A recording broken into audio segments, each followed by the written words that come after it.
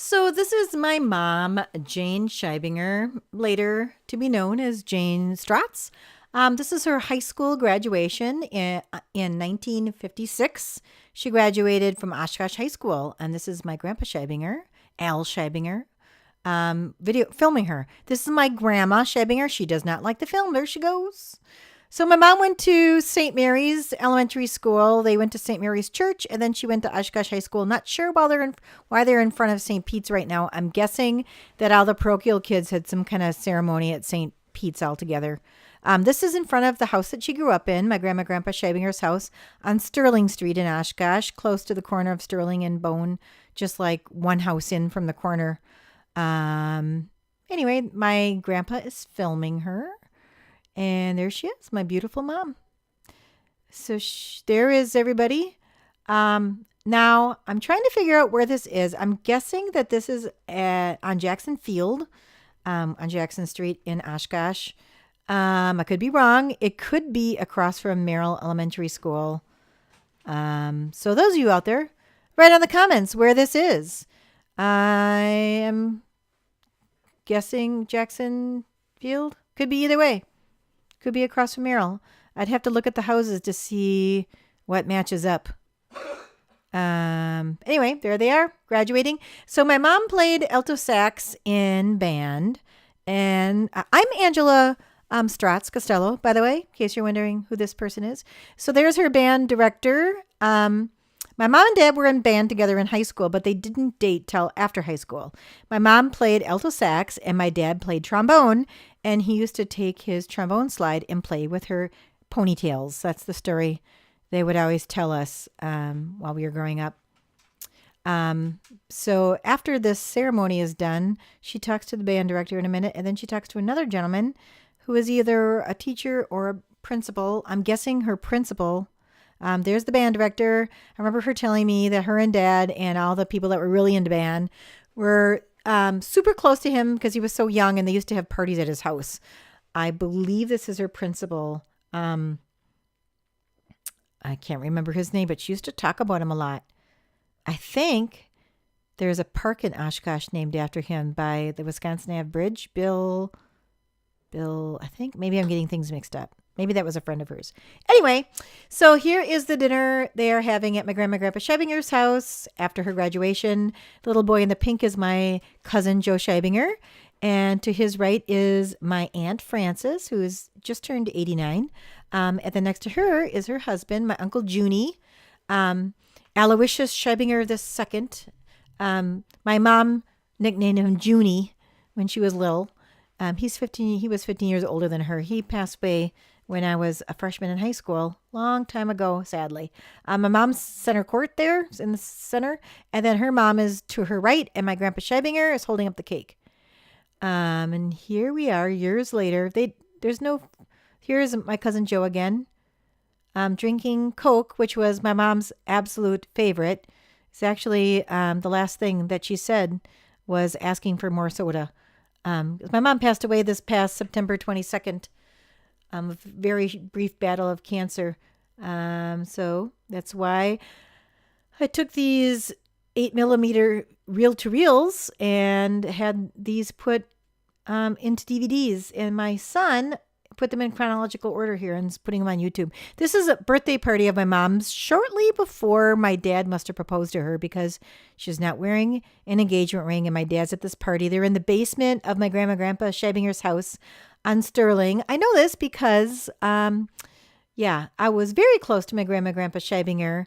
And sadly, my sisters never really met them because my sister Laura was a baby when my grandpa Scheibinger died, and Laura was only 3. She has very little, if any, memories of him. And they're sitting on my grandpa Scheibinger's pool table that was in the basement, and they had those wicker baskets that the pool balls would go in.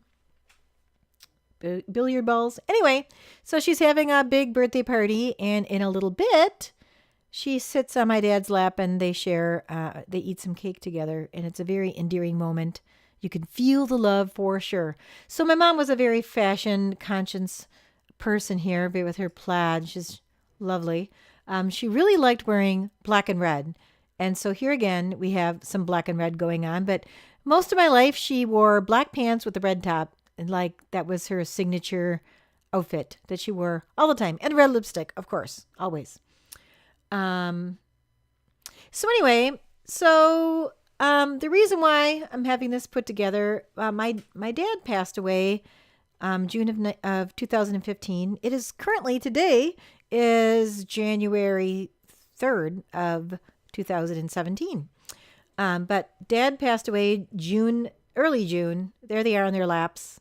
There my mom is on my dad's lap, eating cake, and the floodlights of the camera are really bright, so it's kind of bothering his eyes. It looks like he just got out of the army, super skinny. He's got that haircut from the army, and they are really into each other. And in a little bit here, you're going to see that they went to some kind of formal dance together. It's definitely after high school. And at first I thought maybe they were in a wedding together. But if they were in a wedding together, you're usually like put your flower and stuff on at the church. So I'm guessing, I vaguely remember my dad telling me they went to some kind of formal dance. And here they are. Who was ever filming this is accidentally cutting off their heads, but you'll see their heads in a minute. So this is in my grandpa Scheibinger's house. Lots of musicians on both sides of my family. Lots of piano players. Anyway, you could totally feel the love here. And if I had to dub this as he's walking out the door, I'm sure he was thinking to my grandpa, don't wait up. Anyway, it would be really, really cool if they kept this love going. Because I'll speak for myself, did not feel this love most of my childhood, but it's cool to see this. So, anywho, so these reel to reels, here's the sweet moment coming up. See you later. Don't wait up. That door was so cool. We had doors like that on the house where I raised my kids on Sheridan Street. I love those round doors and the crown molding. So cool. So here they are, already married. There's no clips of them getting married because my dad's usually one filming this stuff. And they camped a lot. So you're going to see a lot of footage of them camping. My dad was actually the president of the Fox Valley Camping Association. So here's my dad. It's his birthday. His birthday's in May. And my parents owned 2 apartment houses in town. This one is on Franklin. And we actually lived on the first floor of this apartment house until the house that my dad built for us. There's my Uncle Bob. Until my dad built us a house out in the country on Bittersweet Lane. And we moved in. There's my Aunt Fran. And there's my cousin David and Kay. Kay, nice undies there, Kay. That is my great Uncle Leo. And my son Leo was not named after him. Uncle Leo, there is my Aunt Sue. So gorgeous. There's my Aunt Franny. And my cousin Kay and my cousin David. So I believe that's David. Looks like him. That Fran became an aunt when she was like 1 or 2. Because my Aunt Sue is way older than my Aunt Fran. So here they are hanging out. There's Uncle Leo. Uncle Leo was married to my Aunt Rosie. It looks like my mom's expecting my brother Marty there. And he was born in 1962 in July. So my dad's birthday's in May. So this is May. There's my Aunt April and my Uncle Mike. So Mike's 7 years younger than my dad. There he is, Mike. I'm guessing he's in high school there. So there's my dad putting on the storm windows on Franklin Street. And you'll see that Mike is prepared to squirt him with the hose. There he is. What a shyster. You're lucky you didn't get slugged a good one there, Mike. So many a years helping my dad put the storm windows on that apartment because we moved into Bittersweet when I was 7, but my parents owned that Franklin house until my dad had his second stroke when my 23-year-old son, Leo. 25. How old? Oh, never mind. Alex is currently 23. Leo is currently 25. When my 25-year-old son, Leo, was 17. So here's my Uncle Junie with the white t-shirt on. And my cousin Joe told me that this is like some Cub Scout thing for him. There's my mom and my Aunt Frances. They're both gorgeous. Anyway, Joe said that this was some Cub Scout event. There, you could see they had the Cub Scout shirts on, the Boy Scouts or Cub Scouts or whatever. So he is correct. Yeah, my Uncle Junie was 15 years older than my mom, and unfortunately he passed away when I was a freshman in high school, in a fire. I don't know who these people are. Not sure. Anywho, they're back to. There's my mom, pregnant, with the blue shirt on. Camping. Oh, looks like they're camping. This reminds me of. Okay, so, getting back to the reel to reel. So my dad passed away in June of 2015, and then my mom just passed away in September of this past year, 2016. There's my grandma Scheibinger. And it is currently January 3rd of 2017. Anywho, there's my grandma again, my mom. I think she's going to my grandpa's trailer. That's their Shasta trailer. Many, I think that's her Shasta trailer. Many memories of my brother and I sleeping in my grandpa Scheibinger's trailer. My grandpa Scheibinger was the best grandpa ever. There's my dad and my mom, very much in love, very sweet. See you later. Anywho, my grandpa used to take us fishing all the time. And while we were sitting there, for some strange reason, he would say, "Fishy, fishy, nibble, nibble, catch no fishy, etchky bibble." It's a memory I have of my grandpa. And he would go fishing for a very long time and go to the bathroom in a coffee can. Yep, have that. Unfortunately, I have that memory as well. So I believe it looks like they went to Yellowstone National Park with my grandpa Scheibinger when my mom was expecting Marty. So Marty was born, my brother Marty was born July 6th of 1962. And my dad's birthday was in May. So I'm guessing early summer, late spring sometime, they went to Yellowstone. Because that's what this looks like. Anyway, my parents liked camping a lot. My dad was the president of the Fox Valley Camping Association. Now, this is the second time I'm doing this voiceover, so hopefully I'm not repeating anything because I can't remember if I said it now or if I said it in the other voiceover, but that's okay. Anywho, so my dad made this house on Bittersweet Lane in Oshkosh, which you will see shortly. And he built it in 1960, and we moved in 1970, and we moved in 1971. If I did the math correctly, I think I turned 7 that summer, I believe, or 8. I was 7. Let's see, 7 or 8. Do the math. 64. All right. There's my great uncle Leo. And there's my dad. Looks like a tree fell down on Franklin Street. And there's my Aunt Rosie. So my Aunt Rosie was my grandpa Stratz's sister, and Uncle Leo was her husband. Of course, all these people have passed away. Yeah.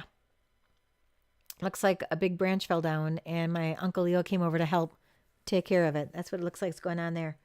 So anyway, we used to live by Lincoln School when we lived on Franklin Street, and my brother and I went to elementary school at Lincoln School, which was right around the corner from this house. It's really close to where Lincoln School is. Anyway, I went to kindergarten, and I went to a thing called transitional first grade. Back then, it was for people who weren't quite ready for first grade. And the reason why I wasn't ready is I used to have a lot of seizures. And they're not sure why, but I stopped having seizures when I got into regular first grade. But I was in and out of the hospital a lot when I was a little kid. Tidbit information that you really didn't need to know, but true story. This is my brother Marty's baptism. So 1962. And those are his godparents. Now, I believe that his godparents were Betty and Steve Litchens, but my parents lost touch with them a very, very long time ago when Marty and I were elementary school. So I could be wrong with their names, but I believe that the man's name is Steve Litchens. And if you know that I'm wrong, make a little comment and we'll find out the truth. But interestingly, in these clips of Marty's baptism and later my baptism, the godparents are up at the altar and the parents sit, in the pews. They don't even go up. Kind of very different. But way back then, we went to St. Pete's because my dad went to St. Pete's and we ruled the roost. My dad ruled the roost, so we went to St. Pete's, not St. Mary's. So we went to St. Pete's when we lived on Franklin, and then when we moved out on Bittersweet, we moved to Bittersweet the summer before I went to first grade. So I was 5 in kindergarten, 6 in transitional first grade, and then I turned 7 the summer before first grade. So yeah, we moved this year. I was 7. Summer I was 7 because my birthday's in August.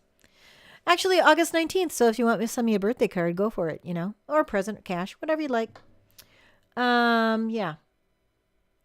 So it's really dark right now. Oh, there's that Godfather guy. They're having a party for Marty's baptism. That's my great Aunt Romana, my Grandpa Stratz's sister.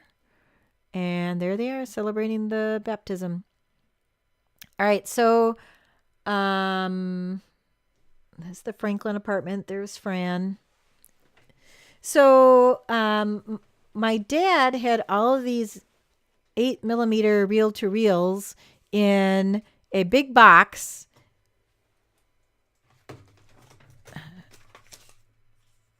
Oh, yeah. The reason why I am doing this voiceover is that these 8mm have no sound.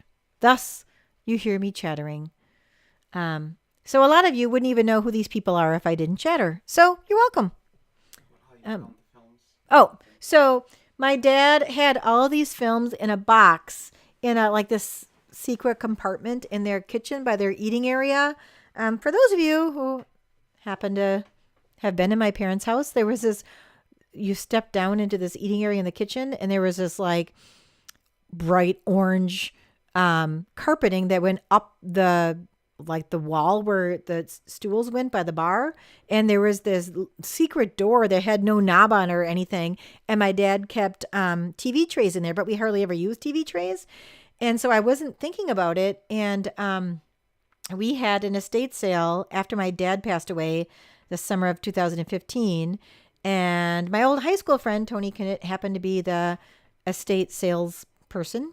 And he called me up one day and he said, "Hey, Ange, do you know that there is this door, that I just discovered that has these TV trays in it?" So I came over and lo and behold, pushed way, way in the back was this box of all these reel-to-reels.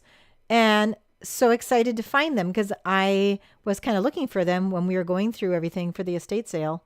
By the way, we went through 2 commercial-sized dumpsters of crap. So that was interesting. And my mom didn't like to throw things away. And they lived in the house since 71, I believe. Let me do the math.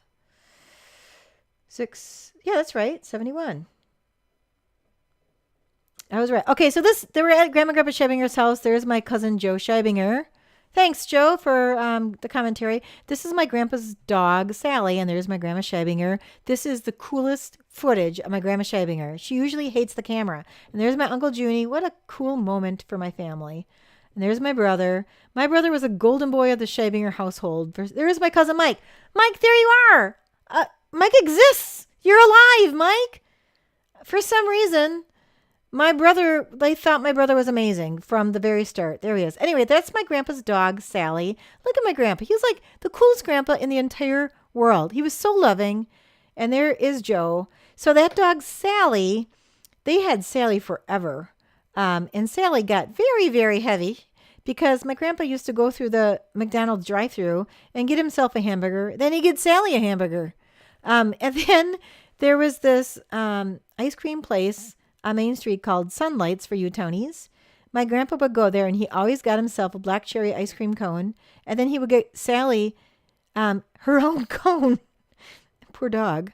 So Sally got very heavy quickly and used to sit. This is my grandma and grandpa Scheibinger's kitchen. In that window right there, there was a birch tree on the other side. There's Junie.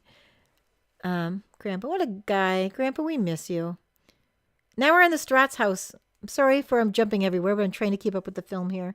When I was growing up, Marty and I were growing up, we always spent Christmas Eve at the Scheibinger house.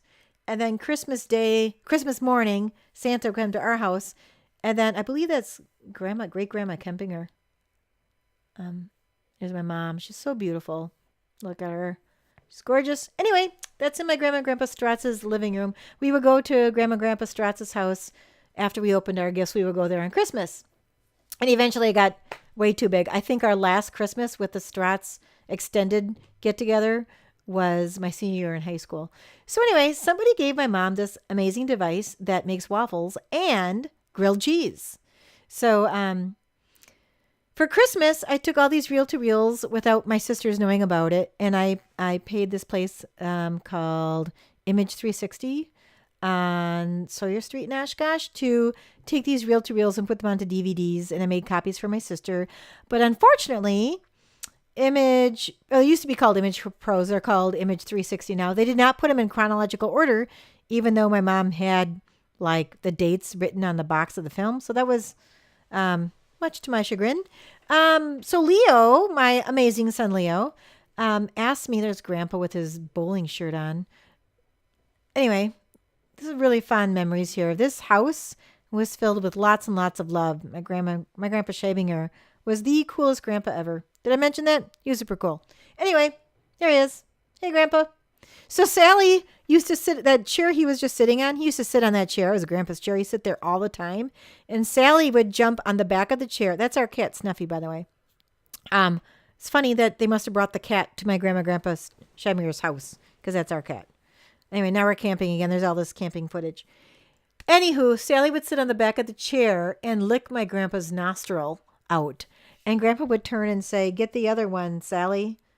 And so, yeah, we all have memories of that. He did it a lot. He's quite the character. So my dad was the president of the Fox Valley Camping Association. Yep, that was a thing. And we camped all the time. And we usually camped, well, as a family, we mainly camped at Ada Lake, ADA. Ada Lake, it's up by a city called Wabeno, way up north toward Michigan. And Marty and I practically lived there growing up between my Grandpa Scheibinger and my parents. But they would do these things like this clip where they would have like this big open space and all these people that belonged to the camping association would camp by each other. Then the adults would party hard. And in 1979, my parents became born again and all this stuff ended. And so my sisters, who were born way after me, so my sister Laura is 11 years younger than me, and my sister Sarah is 3 years younger than her, so 14 years younger than me. They never experienced all this footage here like my brother and I experienced, so it was really cool having them see this at Christmas time, this past Christmas, just a week ago. Super cool. There's my Uncle Mike Stratz. I'm playing with Marty in the sand. So I'm not really sure where this clip is.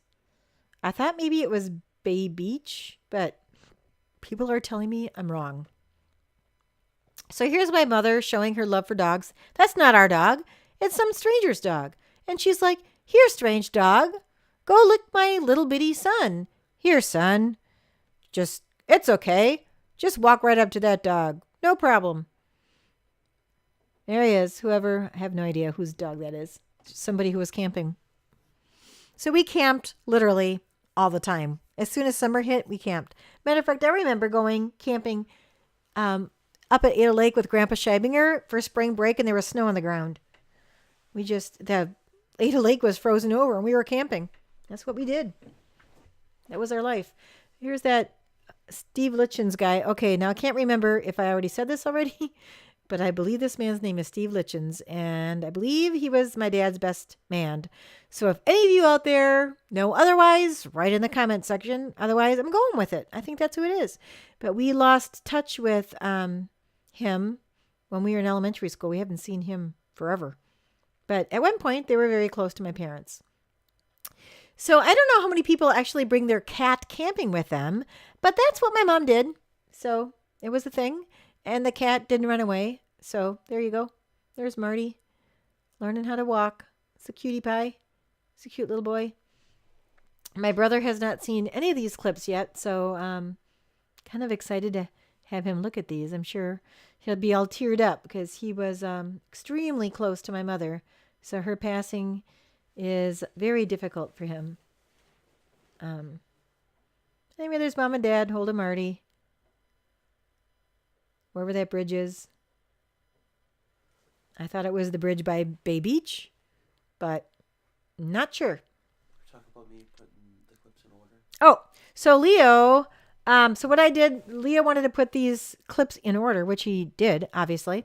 So I sat down and I watched these DVDs that Image 360 put together, and I put down the count number, and I would write like what year it was and what month it was and what was going on. And then Leo took that information and he put everything in chronological order. Super cool. And also, he took 80 VHS tapes, which were at my parents' house in Bittersweet when we were preparing for the estate sale, and put those all onto DVDs. And then he spent a month choosing little clips from those 80 VHS tapes and made 2 highlights DVDs. And over Christmas, so that was the gift to my sisters from Leo and me. And over Christmas, we watched them all. It was very, very cool. Very endearing. I mean, since we recently lost both of our parents. Matter of fact, both of my sisters and I were right by our parents' side when they each passed away. So quite an emotional experience if you have not experienced that in your life. It definitely will not will not forget. I'll definitely will not forget those moments ever. So this cat, there's actually footage of the cat giving birth, and my mom literally would like move the cat's legs and go real close. So Leo edited that out so that you wouldn't vomit while you watch this on YouTube. So you're welcome. Thanks, Leo. Yeah. So, You thought that cat was oh, yeah. So we had a cat named Snuffy growing up that was orange and white. And it's hard for me to realize whether or not this is Snuffy or not, because it kind of looked like the cat that gave birth to these kitties. So my whole life I thought Snuffy was a boy, but then I saw this cat giving birth to these kitties. But now I'm thinking it's just a different orange cat. And I vaguely remember my mom telling me that when we lived on Franklin, they had a cat named Susie. So I'm guessing Susie is the one right there. But it looks so much like Snuffy. It's weird. Anywho, they'll show Snuffy later on. You guys can write in your commentary, any of you who happen to be watching all this. I'm guessing my Aunt Fran and my cousin Kay will definitely be watching all of this. Let me know if you think that that's Snuffy, because you'll see Snuffy later on. I'm thinking it's a different cat. I think it's Susie, because I really think Snuffy was a boy. We had Snuffy forever. We had Snuffy on, you'll see Snuffy on Franklin and on Bittersweet. My mom was super into those cats. There's my Uncle Junie visiting my parents on Franklin. He always had cool cars because my Uncle Junie and my Grandpa Shabinger were both mechanics. My Grandpa Shabinger owned a garage in Oshkosh called the Parkway Garage. It is on Parkway and close to Main Street. And then my Uncle Junie took it over. So my cousin Joe took it over for a while. But then he told me that he sold it to a gentleman who owns a collection of cars and actually fixes his own car collection in there. So it's not like a public garage that fixes things anymore. And look at this. A electric operated garage door. Wowzers. Watch this. All you do is push a button and the garage door goes up. Imagine that. See that garage? You're going to be seeing lots of parties going on in there in some film footage coming up. Yeah. So my parents liked to party when they were young. That was kind of shocking to my sisters. This is my grandma and grandpa Stratz's house on Otter Street. So my grandma Stratz, hold on, because my mom brought these. She's so into cats. She brought these cats to my grandma and grandpa Stratz's house to show my Aunt Fran, I'm sure, and everybody else. These kitties. There's my Uncle Mike, my Aunt Fran, and you'll see April in a second. Showing them these kitties. She just was wild about animals. I'm wondering, Fran, maybe you can know the answer to this. If you guys kept that dark one, I can't be Gucci because Gucci was alive way later. But it kind of looks like you guys had a black cat. Did you keep it? Fran, did you keep that cat? Look how happy you are. I think you kept that one. Because my grandpa and grandma Stratz always had cats as well. Thinking they kept that one. Looking forward to the comment. Anywho, so my grandma Stratz is still alive. Those of you who know me know that I talk about her a lot because she's pretty amazing. There's my Uncle Mike. My grandma is currently 103 years old. She's going to be 104 this year in September. Look at that cat. It's cool. Look at that cat. I'm pretending I'm my sister Sarah. She's a cat nut. Anywho, yeah, so my grandma Stratz, who's currently 103, she was a vaudeville dancer when she was young. And my grandpa Stratz was a professional saxophone player. And they got married, obviously.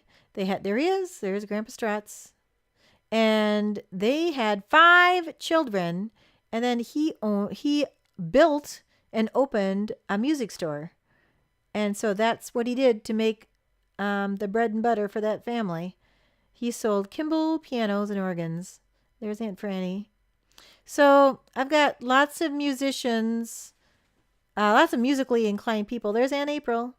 There's Uncle Mike. These are all my dad's brothers and sisters, or a lot, some of them anyway, at the house. This house, by the way, was torn down when I was like in middle school, 7th grade, I think. There's Marty. There's my Uncle Bob. Okay, so interesting fact. I know I'm jumping around. There's my Aunt Sue and my cousin Jimmy. Interesting little tidbit. So after my dad died, my cousin Kay said to me, I have all these memories of camping with you guys. And I was like, I don't know what you're talking about. You guys never went camping with us. I was wrong because here's some footage of them camping with us. But Kay, guess what? You know why I don't remember it? Because I wasn't born yet. So there you go. Yeah. So apparently my mom and dad used to hang out with my Aunt Sue and my Uncle Bob when they were young. And then that stopped. So there's my dad swinging not somebody's Uncle Marty, my children's Uncle Marty. That's my brother Marty. In our family, we have lots of Martys and lots of Joes. Those are popular names. Anyway, that's a cool moment. Lots of camping flicks. So I was talking about my grandma's house on Otter Street. It's really close to the fire station, of those of you who are familiar with Oshkosh. It was torn down when I was like in 7th grade. And here's a clip where my mom's expecting me. Anywho, they tore it down to build a parking lot for a clinic at the time. And now there's storage units there. And it's right by Court Towers. That apartment that's a big circular apartment by the convention center for you Tonys. Anyway, so Kim and Scott Strelo grew up right across the street from my grandma and grandpa Stratz, and we used to go, Marty and I would go trick-or-treating with them when we were little because we grew up in Bittersweet and it was in the middle of nowhere. There was nowhere to trick-or-treat. So we would go by my grandma Stratz's house to trick-or-treat. So this, I believe, we went camping up at Ada Lake a lot. If I didn't mention that, can't remember if I mentioned that or not, but Ada Lake is way up north by a city called Wabeno. That's where we usually went camping. And then there's a city called Leona by it, and they have a train there. You'll see some footage. We used to go for train rides in Leona, and they used to have log splitting contests and stuff. So anyway, this area that they're showing was close to Ada Lake. I believe, if my memory serves me right, there was like a gas station close by, and then they had all these like petting zoo areas. So if I'm correct in that dude being Steve Litchens, this is his son. So I am currently 52. My brother is 54. So there's my brother, and this dude right here is my dad's best friend at the time's son, and they're dressed alike. Don't know what that guy's name is. I believe they lived in like the Ripon area for a while. There she goes. Shake it. I think your name is Betty. Shake it, Betty. Pretty sure Steve and Betty Litchens. Pretty sure that's who it is. Anyway, they must have been visiting us. So interesting. There's Fran washing a car, doing work. She is a cutie pie. And that's Holly, who used to babysit us a lot. So Fran babysat me a lot. So she's around in a lot of these clips. And everybody in the Stratz family loves Anne Fran. So it's cool to see Anne Franny. There's Marty, and that's Holly, the babysitter who lived a few doors down on Franklin. And I believe that's Joanne and Holly, I believe, were sisters and they were neighbors. So there's Holly as my mom expecting me. And they used to take Holly camping a lot. I believe they're going to Mackinac Island on this clip. Pretty sure. We'll see. Oh, no, this is the part where I think... Okay, there are some clips where I think that they're camping at Devil's Lakes and some clips where I think they're camping at Peninsula State Park. So I'm going to pay close attention here. It's one of those parks. Maybe a little bit of the clip is at one park and a little bit at the other. But they're both cool parks to go to if you've never been to. Peninsula State Park is in Door County. Looks like they trapped a raccoon or a skunk or something. I'm guessing a raccoon. And they're taking it away to release it in the woods. I'm sure that's what they're doing here. My dad's probably filming this. He probably thought that was pretty cool. Yeah. So Peninsula State Park.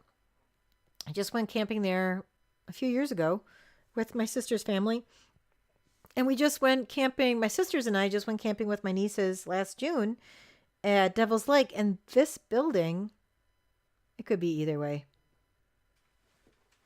Both places have buildings that look like that. There's my brother getting the mail on Franklin Street. Got real dressed up for the occasion. Yeah. So this porch, I don't think I told the story before. So if I already did, you'll hear it twice.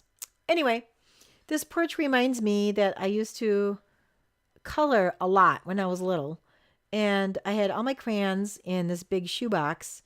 And one time in the summertime, I was coloring for a long time, and then I went to get a different color, and all of my crayons had melted into a gigantic rectangular blob. I had that memory was very vivid. So my brother's very thirsty while we're camping at this place. And you'll see that somebody is going to try to play a practical joke on him, but they don't show the results. Anyway, it makes me want to drink a glass of water. Yeah.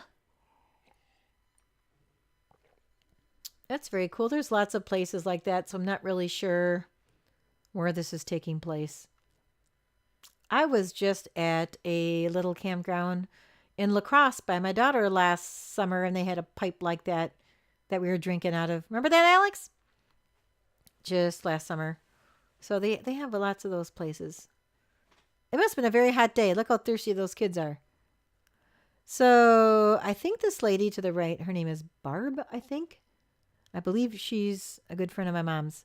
Or they drifted apart over the years. But the dude with the necklace on there, that's my brother Marty. And I'm sure they're not in Green Bay. We didn't go camping in Green Bay. Just somebody's got a raft that says Green Bay. Anyway, cute little clip. I wish that I had all this developed before my mom passed away so she could have seen it all. But, she passed very quickly. It was within like 4 days of finding out that she was sick. So we really didn't have a chance to process any of this. But this would have been cool. There's a Holly babysitter chick camping with us so that my parents can party.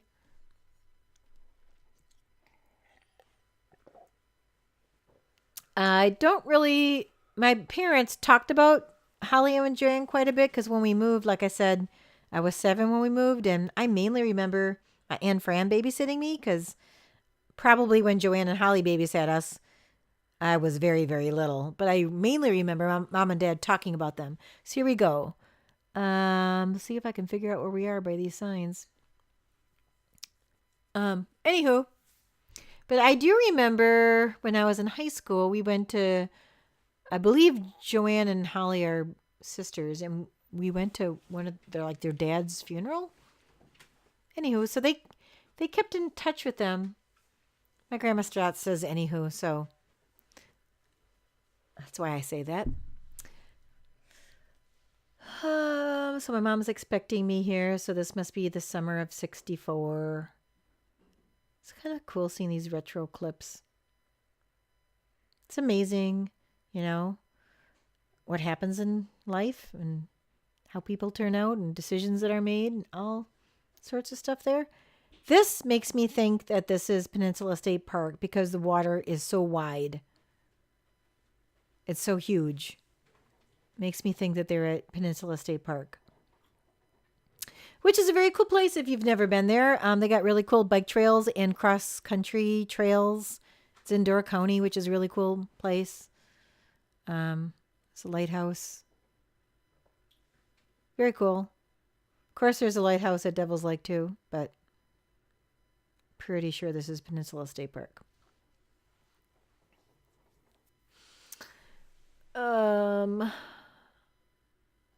Yeah, looks like it. Matter of fact, those little bitty windows on the top, I thought maybe it said something. Yeah, so there's my dad. Hello. Hey, Dad. How's it going? Hey. So cool seeing these happy memories. There's my dad getting the boat ready to go.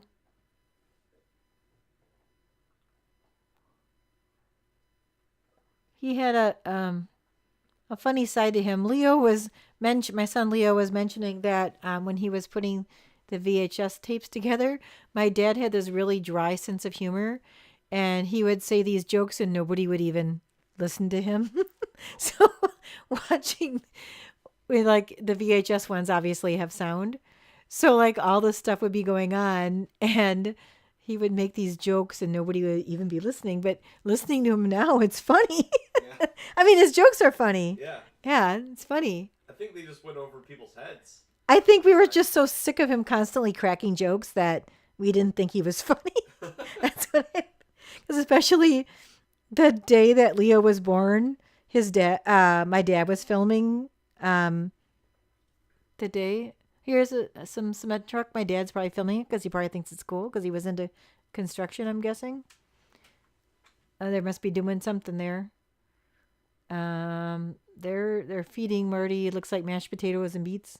This is in the kitchen on Franklin Street. What I remember about the kitchen on Franklin Street is when my mom, one Halloween, I thought my mom was really expecting, but maybe she was pretending for Halloween. I'm not sure. But it's when the Flip Wilson show was popular for those of you who are old like me and know who Flip Wilson is.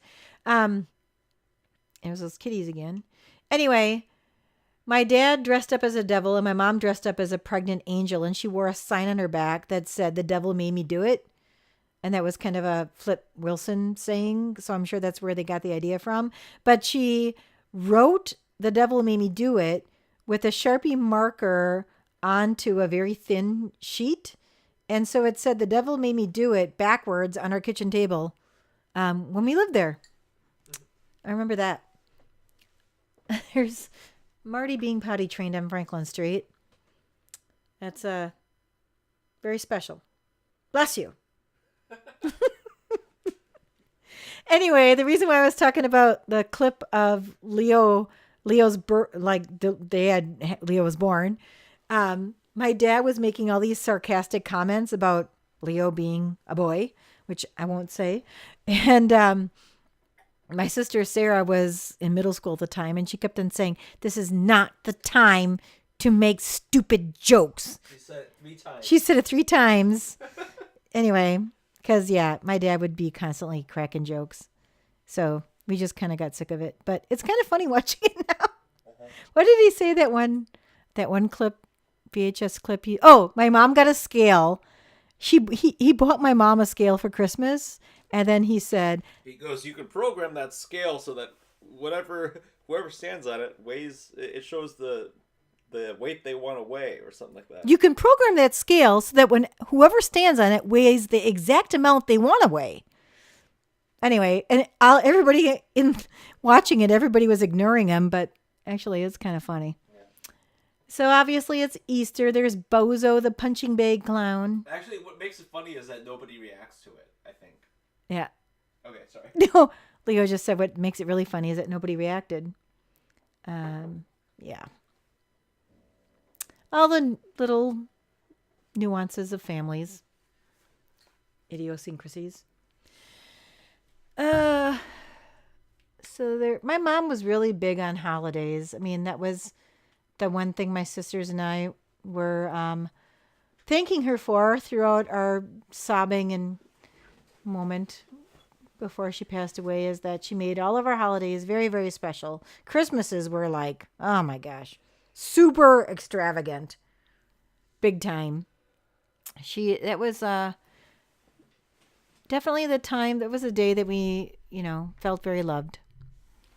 She would always get these Easter bunnies from Hughes's Chocolates in Oshkosh, which I continued the tradition with my own children when they were little. I always got Easter bunnies from Hughes's Chocolates, and my big Easter bunny story with the Hughes. Oh, wait, hold on. This is my baptism. Yep. Yes. This is my baptism. So there's my mom with the little hat on, but yet she's not there because there's my Aunt Sue holding me. My Aunt Sue and my Uncle Bob are my godparents. And that hat must have been really popular because they showed it later on that year of like all these women wearing that hat camping. I don't know, it must have been like some fashion thing in 1964. So yeah, my Aunt Sue takes being a godmother very seriously. Very serious about that. So she's a very, very good aunt. And there I am screaming my head off. I don't like the holy water. And I am possessed by the devil. Was it holy water or oil they put on you? I don't know. Might have been oil. Anyway, so there I am. There's my beautiful Aunt Sue. I think she looked like Julie Andrews when she was younger. She just turned 80 in October. I just took her out to the Roxy for her birthday in October. There's my Uncle Bob. Cool Uncle Bob. Here I am. Little Angie.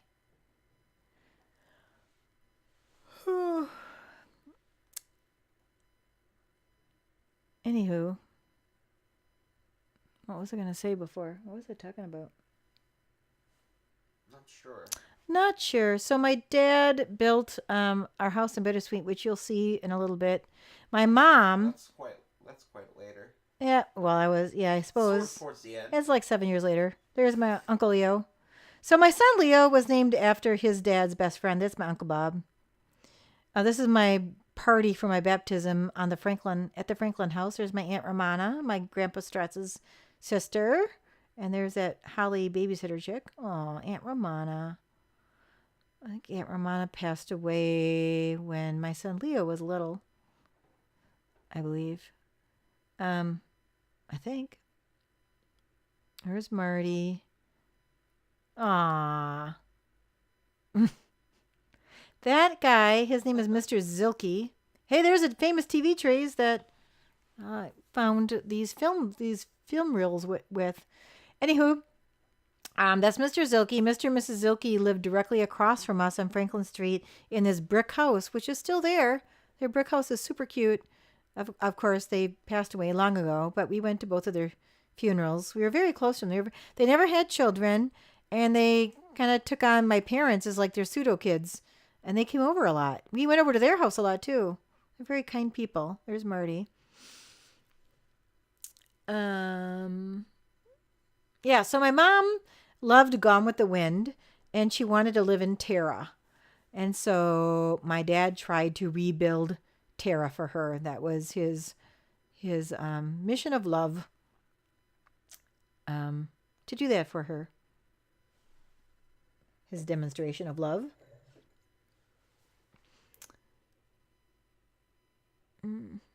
So it's interesting, how my sisters had the same parents, but their childhood was very different. So I believe this is Marty, right? Leo? Yeah. So Leo and I looked at this quite a bit because later on, I'm pretty much wearing the same exact outfit for Halloween. And we kept on looking at both clips going, wait, is this me or is this Marty? But I think that was Marty. Yeah, Marty has puffier cheeks. Yeah, this was Marty on Halloween, like after the year I was born. And then 2 years later, they dressed me like that. That was just interesting. Because I'm not around. I'm not around in this clip, so that's got to be Marty. And we were looking at the two, and that's... You were saying that you think you're an infant here, but you're just not on camera. Yeah, I must be an infant. Because I was born in August, and now it's October. So that makes sense why I'm not on the film reel. But you'll see in a little bit that they dress me just like this. So it was interesting. Same hat. Yeah. And I think it's a different pajama. Yeah, my pajamas look lighter. Or maybe it's the same one, but they've been washed so much in the last 2 years. Or it could just be the film looks different. Could be. So it looks like he's destroying something there. This is at my grandpa and grandma Scheibinger's house, it looks like.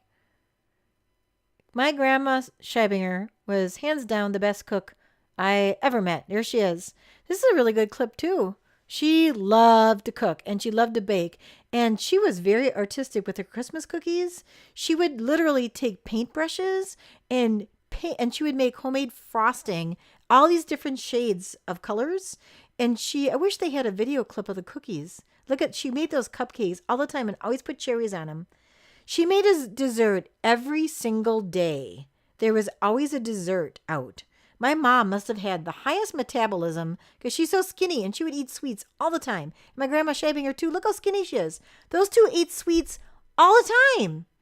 I definitely do not have that metabolism at all. And neither did my dad. So I definitely take after the Stratz side. I cannot eat like that. But this is at my grandma and grandpa Scheibinger's house. We used to eat at my grandma and grandpa Scheibinger's house. Look at all those sweets. My gosh. For the small amount of people. We used to eat at their house after Mass every Sunday when I was really little.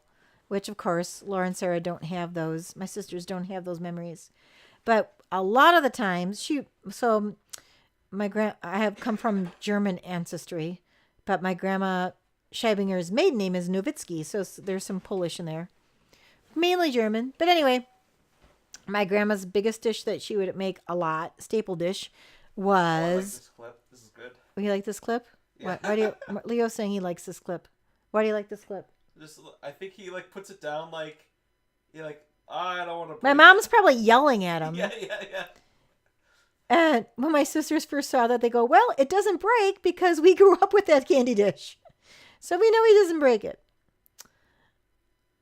And, oh, look at my dad. Here he comes with a case of Chief Oshkosh beer.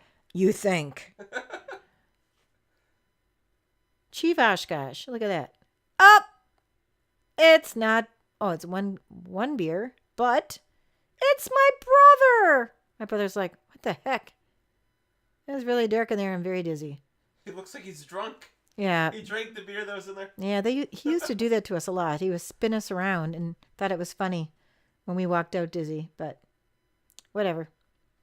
To each their own. I didn't think it was so funny. But whatever. I'm alive. This is my grandma and grandpa Scheibinger's house. Because I can tell that's Grandma. I think.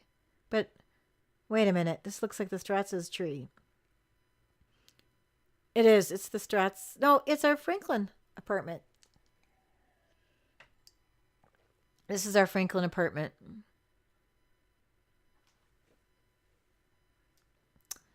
Oh, this is Uh, that island.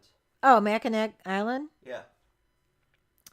This is Mackinac Island. If you've never been there, so they filmed a movie here with Christopher Reeve a long time ago called Somewhere in Time, in this hotel, the Grand Hotel. We went here a few times when I was growing up. I don't know if Laura and Sarah have ever been there. Laura and Sarah, have you ever been here? I don't think they took them here. But we went several times when I was growing up. And they have, it's kind of like when you have to take a ferry there. And when you, there, it's like Wisconsin Dells. There's lots and lots of fudge places, and it's very commercialized. But it's kind of a cool thing to say, hey, I did that, you know. There's that Grand Hotel. It's very fancy.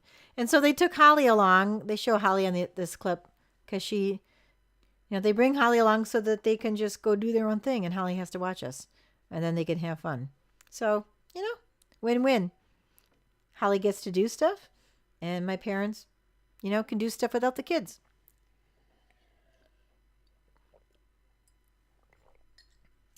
That was kind of my role when Laura and Sarah were born. I watched the kids, so they always had somebody to watch the kids a lot. Because I don't think they paid Holly. They paid for like Holly's food and for her stay. I don't think we didn't stay at the Grand. I'm sure we were camping. We were probably camping somewhere close by. Oh, there's Joanne too. Joanne and Holly. I believe they were sisters. But it was mainly Holly that babysat us. Hmm. Yeah. And there we are. Lots of camping flicks.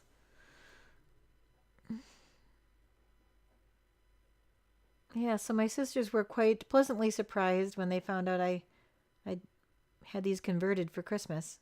And it's very nice that Leo put these all in order like this. There's Joanne and Holly. There's our little stroller with me and Marty.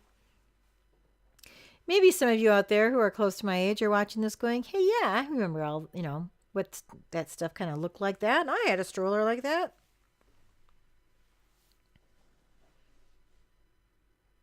So it's interesting because my brother and I were fairly close. Obviously, we were close in age. But after my sisters were born, we just drifted apart. So maybe someday we'll watch this together. But when my mom passed away, my sisters and I flew to Florida. And all four of us, my two sisters and me and Marty, were together again for the first time, probably since Sarah was 3. That was something.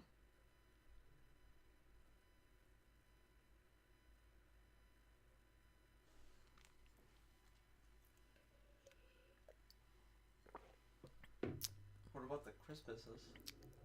Christmases. What did I say? How we spent our Christmases, or what? Never mind.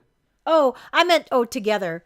Leo just said, "What about Christmases? We were together at Christmases." I meant we were together for a long period of time because we were together for 4 days straight. So not that we never saw him before. Actually, the last time we saw Marty before Mom died was when Dad had a second stroke when Leo was 17. What year was that? What year? How old were you what year was it when you were 17? How old were you when you were 17, Leo? I think that was. I think you were 17. 2007. Yeah, 2008. 2007 was the last time we saw our brother Marty, and then we just saw him again last September. So that was quite a long time. But that it was the longest we were together, probably since Sarah was 3, that we actually stayed in the same house for 4 days. So obviously, it was a bittersweet moment that we were together, but over very sad circumstances. So, not sure where this is. We've been camping. This kind of looks like that place by Wisconsin Dells where you would take the ducks. That's what it looks like to me.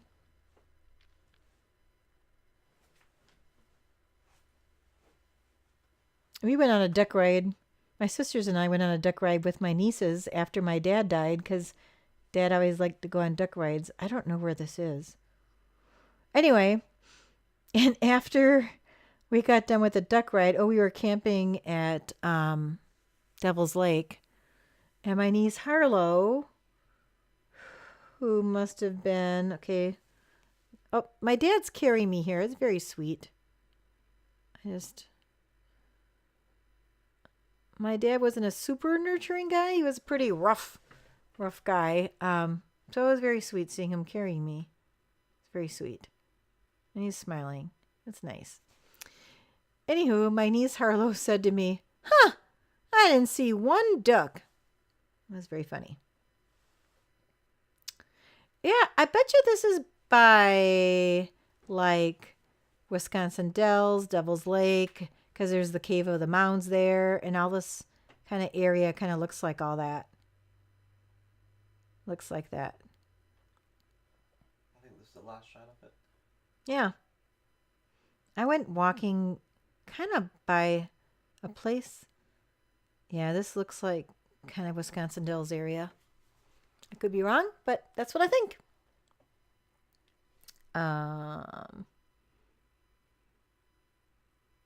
trying to think of this place we just went to with my nieces, Witch's Gulch. I think that's what it's called. Where they have stuff like this by Wisconsin Dells.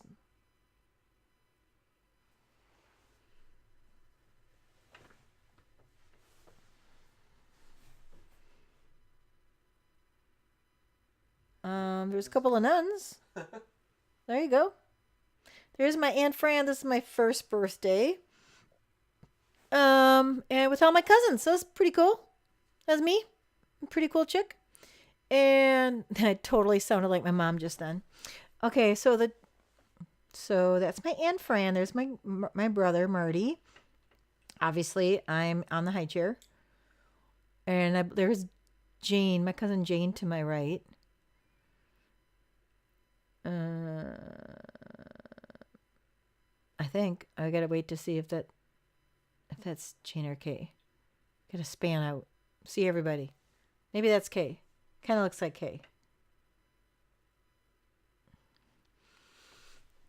But anyway, the Gerkes would come over all the time to celebrate with us when I was little. Because at the time, they lived in Menasha, but then they moved to Milwaukee, and then we didn't do as much stuff with them anymore. There's my Grandpa Stratz, who usually was pretty disconnected from all of us. Unlike my Grandpa Shabinger. There he is. There's my Aunt Sue holding Jim, my cousin Jim. My Aunt Sue has 5 children, and she married Bob Gerke, so they're the Gerkes. There's my grandma, who is currently 103. My Grandma Stratz, Amber Stratz. There I am playing with some hourglass thing. That was a weight. Looks like, who would have a weight in my family? No one would own a weight in my family. That's an hourglass. Or is it a rattle? Oh, maybe it's a rattle. Oh, I bet you're right. It probably is a rattle. Probably some kind of toy. Yeah, it looks like a rattle. Yeah, it's probably a rattle.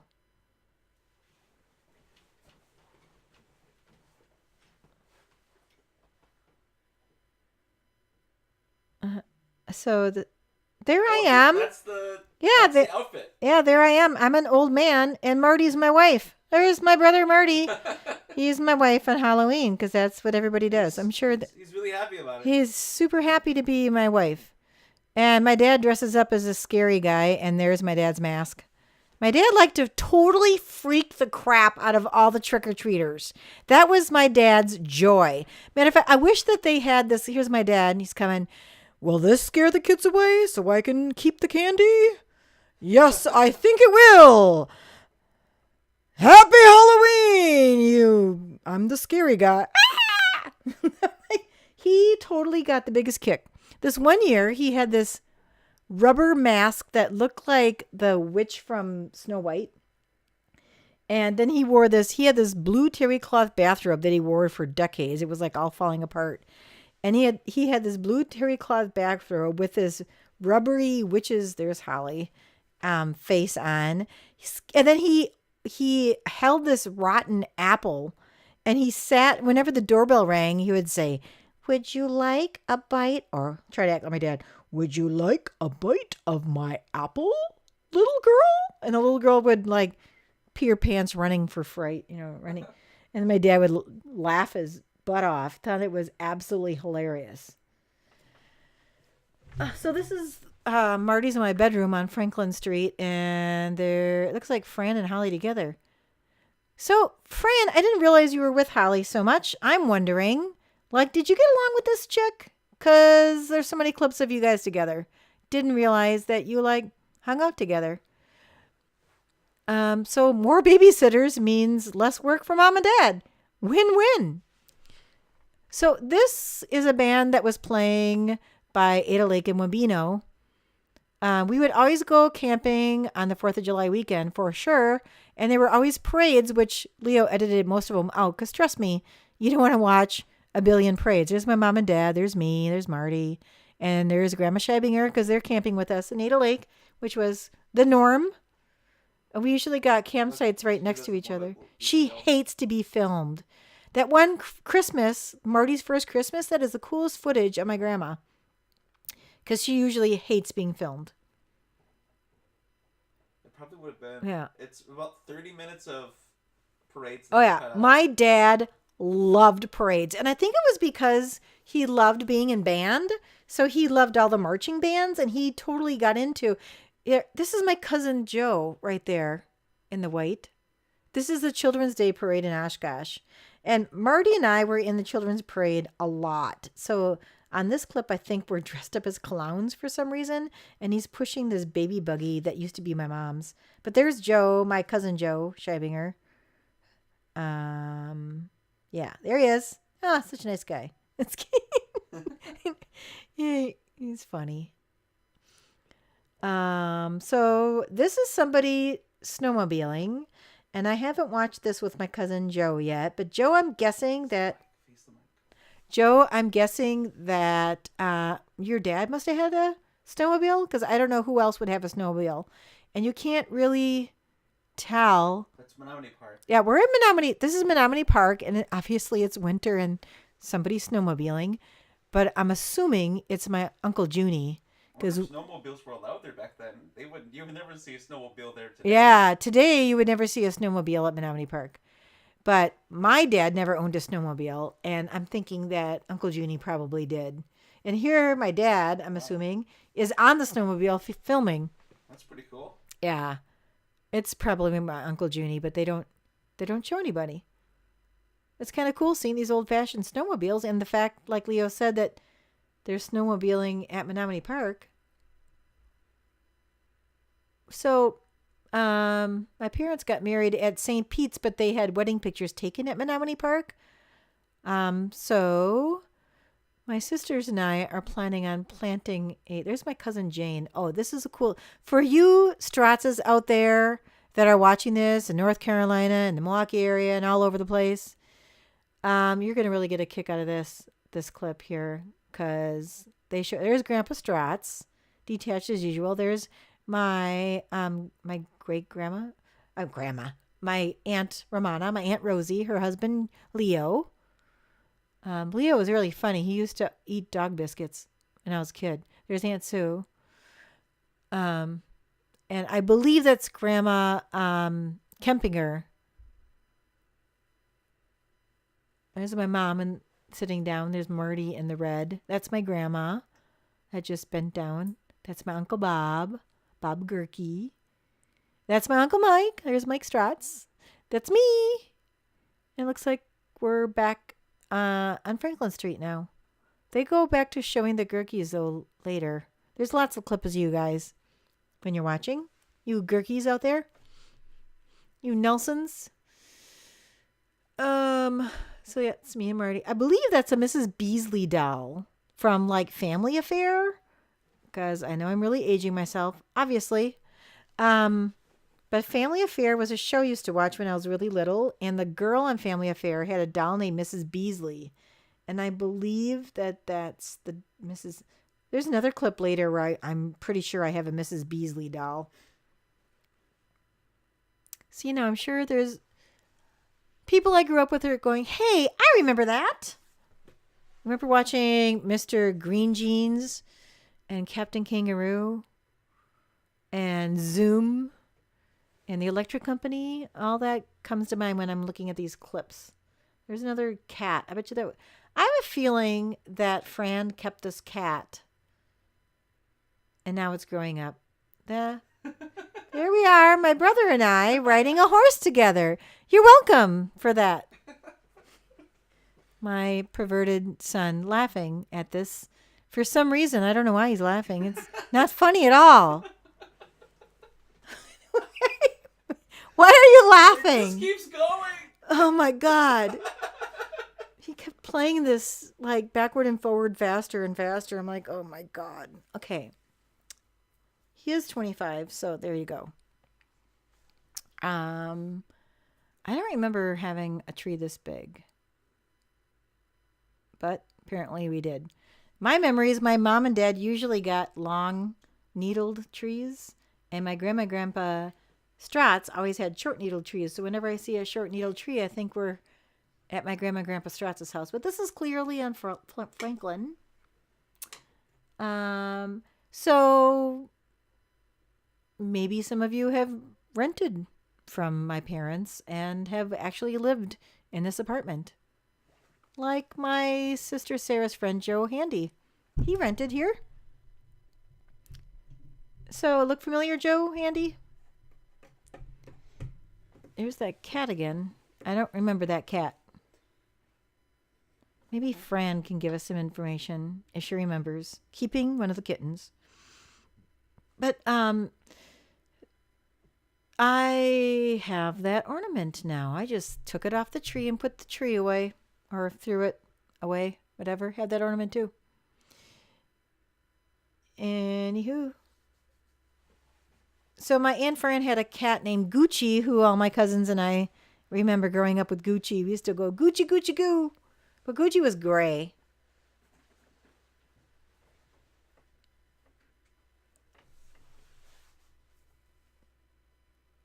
Yep. So the reason, besides Aunt Fran babysitting us a lot, when we moved to Bittersweet, I had lots and lots of dance lessons at Richard's School of Dance.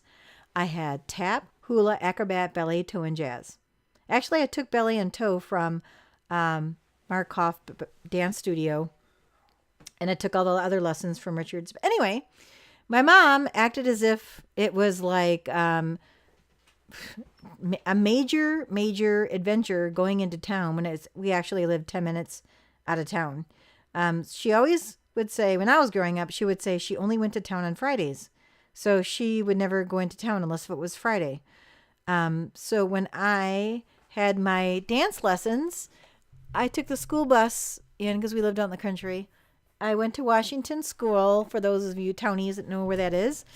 And then I would pack all like my pajamas and my leotard and everything. And I would walk to Grandma's house on Otter Street from Washington School the days that I had dance. Then I would eat a snack and talk to Grandma, do my homework. And then I'd walk to Richard's and take some lessons, walk back, eat supper, walk over to Richard's.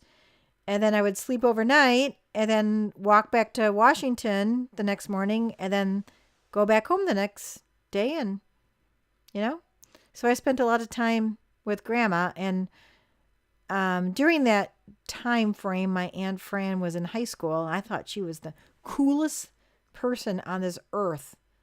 It looks like the cat vomited. What the heck is that? Something spilled or the cat knocked something over. Yay, Jesus rose from the dead. Yip-de-doo. I don't know. What am I singing? Oh, patty cake. Roll 'em.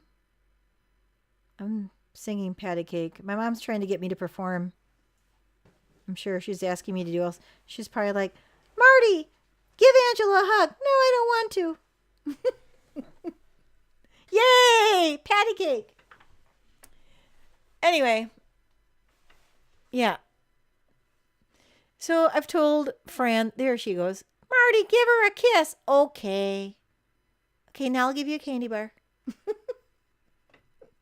And it's probably something actually that happened. Patty cake. I must have knew patty cake.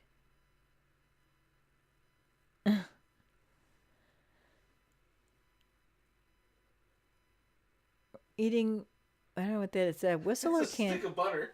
It's a stick of butter. It is No, no. not. Is it a whistle or candy? Like a train whistle? It looks either it's a whistle or can't. Maybe it's a whistle. Not sure what that is.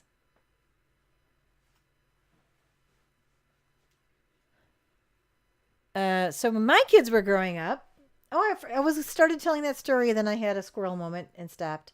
I was saying how I always got my kids Hughes's chocolate bunnies because that's how I grew up. And so one year, Luke did not want his brother and sister to eat his chocolate bunny. So he put his chocolate bunny under the fort in the backyard. And then he was going to go get it like a week later. And there was this largest anthill ever covering that chocolate bunny. Yep, covering the chocolate bunny. Yeah, that's my biggest memory of raising my kids on Easter. That was a super cool moment. Sure. Oh, there's pointing the mic. Okay, I'm going to make sure I talk into the mic here. So this must be one of those camping moments where we went camping with Fox Valley Camping Association, because usually we camped in the middle of the woods. It wasn't like smack dab next to somebody. So there is my cousin David. Proof, Kay, you guys went camping with us. I was wrong. You were right. And you know what? I might be even alive during this clip. You are. I'm alive. So look at that. Is that me? There I am. Why don't I remember this? I have no memory of this at all. I do not ever remember camping with the Gurkies, but here's proof. We did. You're right, Kay. I owe you a drink. Okay. That, they must be cleaning it up maybe after we went camping, because it looks like it's next to our house. Oh, this is when he hits the cat. Oh, Marty, don't be mean to Snuffy. This is definitely Snuffy. I think the other cat looked different. The other cat, Snuffy is a boy. I still believe it. That's definitely a different cat than the cat that gave birth. Yeah. This cat, Snuffy, is much whiter. Ah! Marty! Jeez! Smack. There we are playing in the backyard. I'm Franklin. We used to have rabbits. Did I ever tell you that, Leo? No. Marty and I had pet rabbits. I forgot their names, but they were in a cage when we lived on Franklin Street. They were in a rabbit cage in the back of the house. And one time there was a neighbor girl that lived, you could see the house right there. Her name was Emily Cobabe. I can't believe I had this memory because totally lost touch with her. But Emily, actually, there's clips of her playing on the Bittersweet House. They would bring the kids that we knew from Franklin out in the country to show them the Bittersweet House. And anyway, Emily Cobabe stuck her...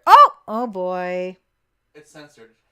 I have it censored. You have it censored already? Not yet. Oh boy. This is my brother, and that's me. So this is a very awkward moment here with my brother. He's naked, so there he is. And hello. Oh boy. Oh boy. Hey folks, that's my brother Marty.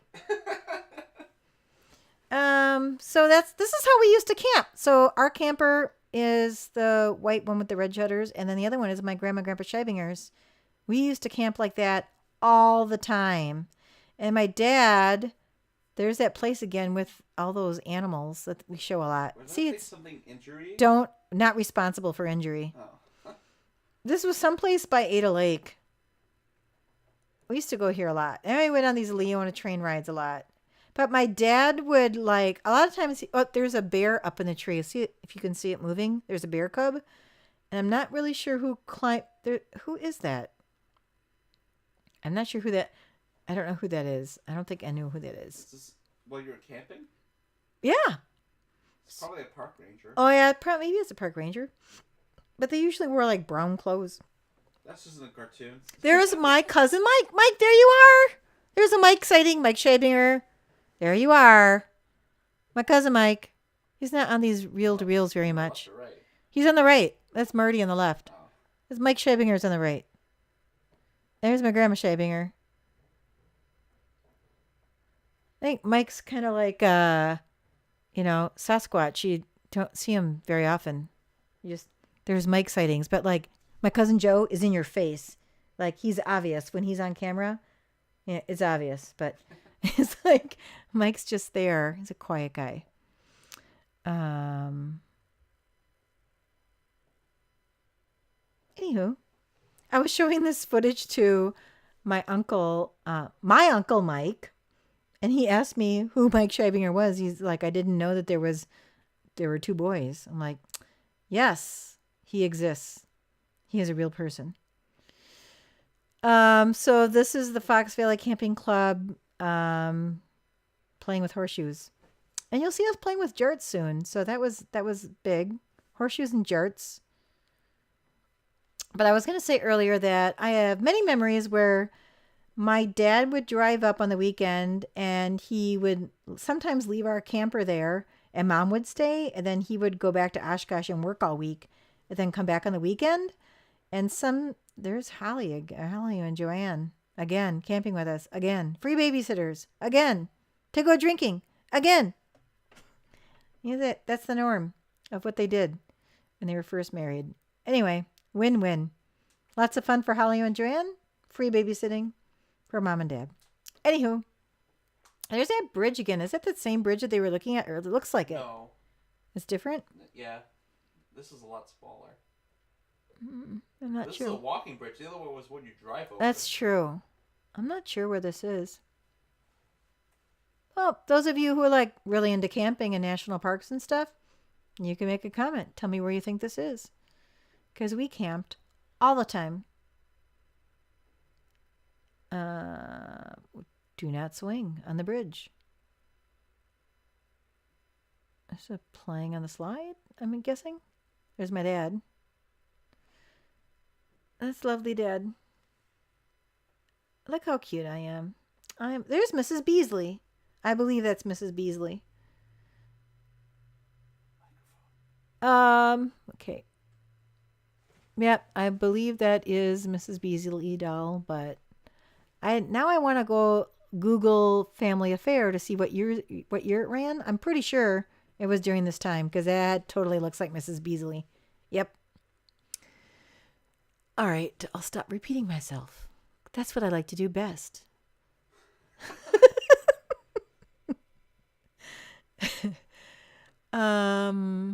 Yeah, it looks like I need my pants changed there. Got some droopy drawers. Family Affair, 1966 to 71. 66? That's 66 there. Totally. That's Mrs. Beasley. Go look up Mrs. Beasley. I bet you could see a picture of it. Well, it's a doll, isn't it? So it wouldn't be listed. Well, Mrs. Beasley was the little girl's doll. Yeah, I bet you if you typed in Mrs. Beasley, it'll pop up. Google. It's amazing. Aw, Marty and Angie. How cute. Now it's my ball. I'm going to have a seizure if you don't give it to me. Yeah. Aw. Very cute.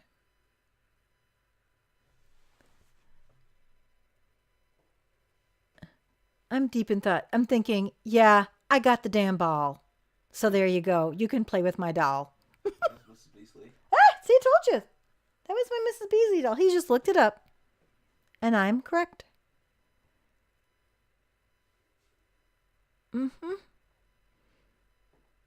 There, Marty and I are on as Batman. Na na na na na na na na Batman. Yeah. So that was the thing back then too. Family Affair and Batman. But the 60s TV show Batman, right? Yeah. But that doesn't look anything like the 60s TV show Batman. But we Maybe all that's wore from the comics or something. I don't know. Well, we all wore those masks. So this dude right here on the right, that's Rodney Rock. No idea where you are, Rodney Rock.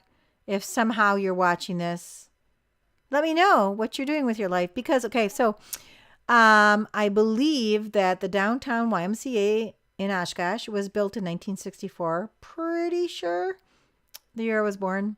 And Marty went to preschool at the YMCA. And that's a little girl named Wendy Rock. And so Marty went to preschool. That's me. Marty went to preschool at the downtown YMCA, and he met a boy named Rodney Rock who went to preschool with him. And my mom became friends with Janet Rock. There is the YMCA. Look at that. It's brand spanking new. So we became friends with the Rock family because mom became friends with Rodney's mom, Janet, and they became very, very close. And the Rocks ended up having 6 kids. And Wendy is my age. Rodney is Marty's age. And they had an older daughter named Tammy. And then they had Darcy. And then they had twins, Lori and Greg. Anyway, so Mr. Rock, Sherwin Rock, was a CPA. And they eventually moved to Racine. And we used to go to Racine a lot to visit them. Matter of fact, even when Laura and Sarah were around, they were still close to the Rocks. All the way, my Mr. Rock, Sherwin Rock, passed away a few years before my dad. Maybe even a year before my dad. Pretty close to when my dad passed away. There's my mom. This is the Fox Cities Camping Association Christmas party. And it was a pretty big deal, let me tell you. So Santa came. And Santa had a gift for all of the kids, and our names were on the gifts. That was a pretty big undertaking. And all the adults dressed up. Like, everybody dressed up back then. Nobody does this anymore. I like to dress up, so whatever. So, yeah, so they would totally dress up for this Fox Valley Camping Association, I can talk, little Christmas get together. And my mom emceed some of it because my dad was like a hotshot in this camping thing. Like, literally, this was a camping association. I don't even know if people do that anymore. People do that?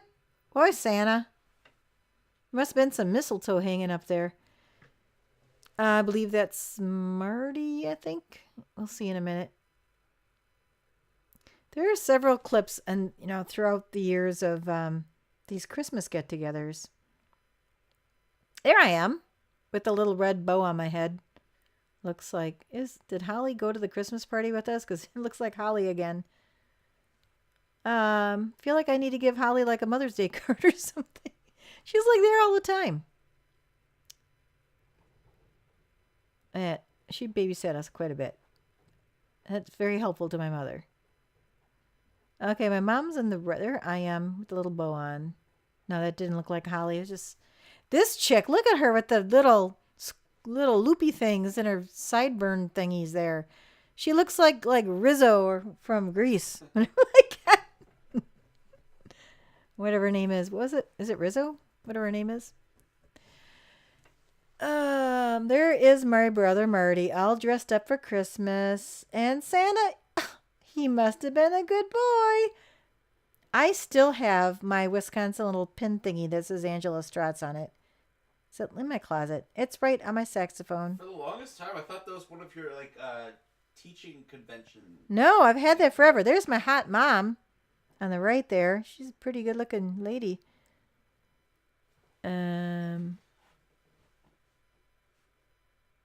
Yeah, Leo, I don't know if you could hear him. He was just saying he thought that I got that from like a teaching association. But if you think about it, Leo, I got married while I was in college. So if I had some teaching thing, it'd say Angela Costello. Oh, yeah. Guess I wasn't thinking. You weren't using your noggin, Leo. Yeah.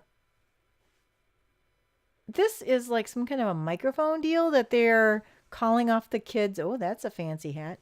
They're calling off the kids' names on the gift boxes.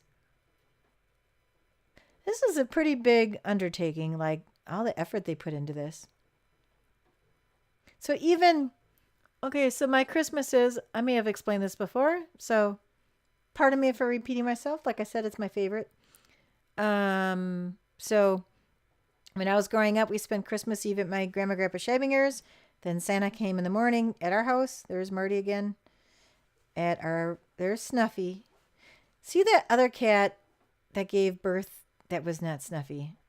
Maybe the cat took off after it gave birth because I don't see it anymore. Snuffy is a boy, gol darn it. There's little cutie pie Angie. Look at me. I'm like all shy and stuff. That's unusual.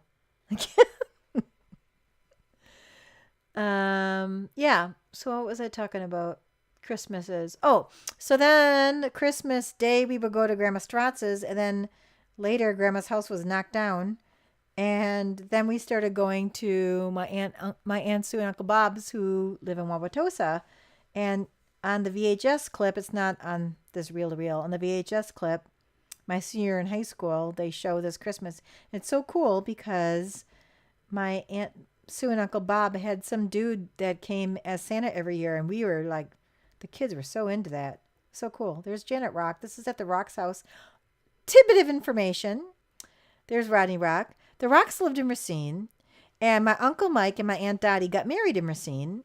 And right after this clip, you'll see my Uncle Mike and Aunt Dottie's wedding. And I was just at my Uncle Mike's house just the other day showing him these reel-to-reels. And I said, I didn't know you were friends with the Rocks. And he goes, well, I know who the Rocks are, but I wasn't friends with them. I go, well, they were at your wedding. He goes, they were? I'm like, no, they weren't. I go, yes, I have proof of it. I've got it on film. And then he goes, how did your family know the Rocks anyway? So I started explaining the story. And when I said the Rocks moved to Racine, he goes, I know what happened. They crashed my wedding because he said, Dottie's from Racine. I got married in Racine. So you'll see on this clip, we are at the Rocks house in Racine.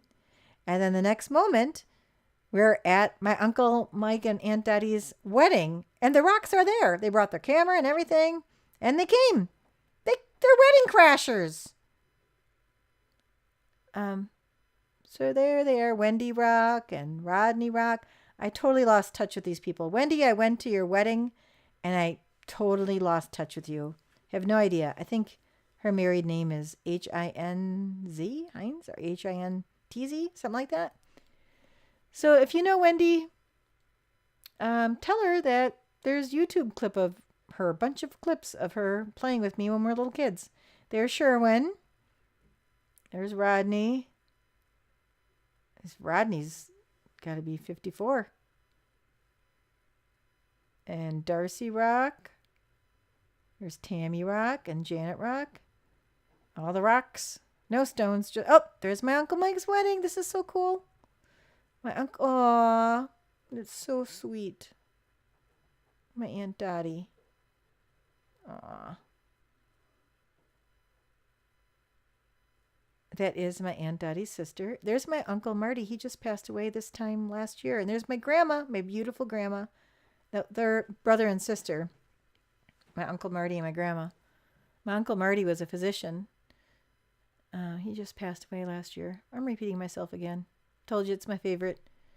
That is my Aunt Dottie's brother, Al, I believe his name is. It must be a friend of hers. And that's her other brother. I believe his name is David, I think.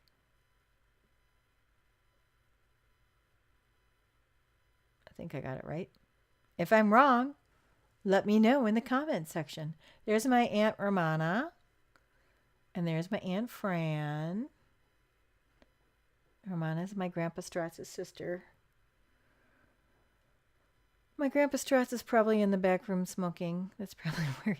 There's my Grandpa Stratz's sister, Rafina. She passed away a long time ago. There's my Aunt Dottie's mom. And she recently passed away. And that's my, I believe it was Chris. There's my Aunt Doris, my Uncle Marty's wife. And there's my Aunt Sue on the right. And my Uncle Bob. Aunt Sue, you're gorgeous. You look like Julie Andrews. There's my Aunt April. Aw. She obviously was a flower. Or, was a bridesmaid. There's Marty. There's Janet Rock. Wedding crasher. Cheers. There's my mom. And there's me. I eventually got dressed. And now we're camping again. Because that's what we did. We camped. Like all the time. This must be when we were with the whole Fox Valley Camping Association. Hey, is this the clip where we're beating this guy up? Hey, here's a fat dude. Let's smack him in the gut.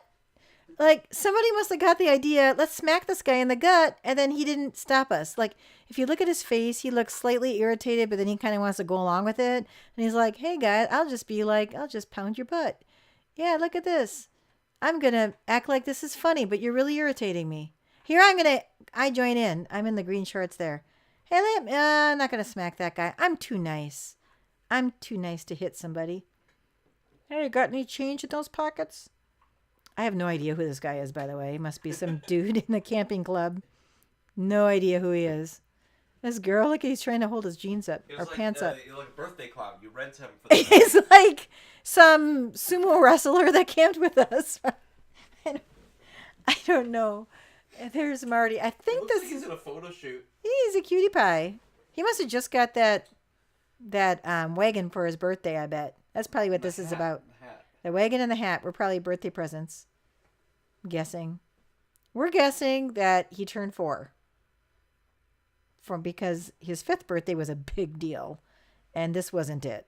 So we're guessing 4. And here he's got that lovely necklace on that Mom puts on him all the time.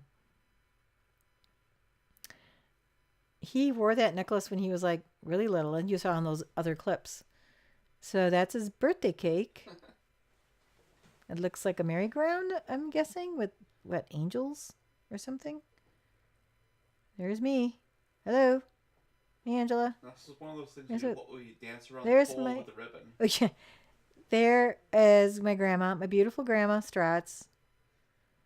And there is her husband, Grandpa Stratz, who looks tired all the time and worn out. And there I am. Look at me. Future reading teacher. Is that Franny? Looks like Franny. There's Uncle Leo, who liked to eat dog biscuits. He's like, no, I'm not going to eat one. That's his wife, my Aunt Rosie. Aunt Rosie is my Grandpa Stratz's sister.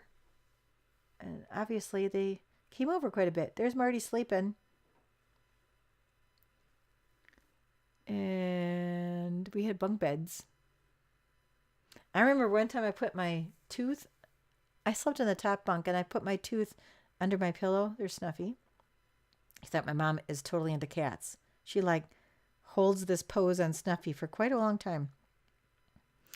All right, whatever happened to the cat that gave birth to those kittens? I think it just took off. Maybe it died. Maybe, she kept on showing it to everybody. Maybe it just ran away.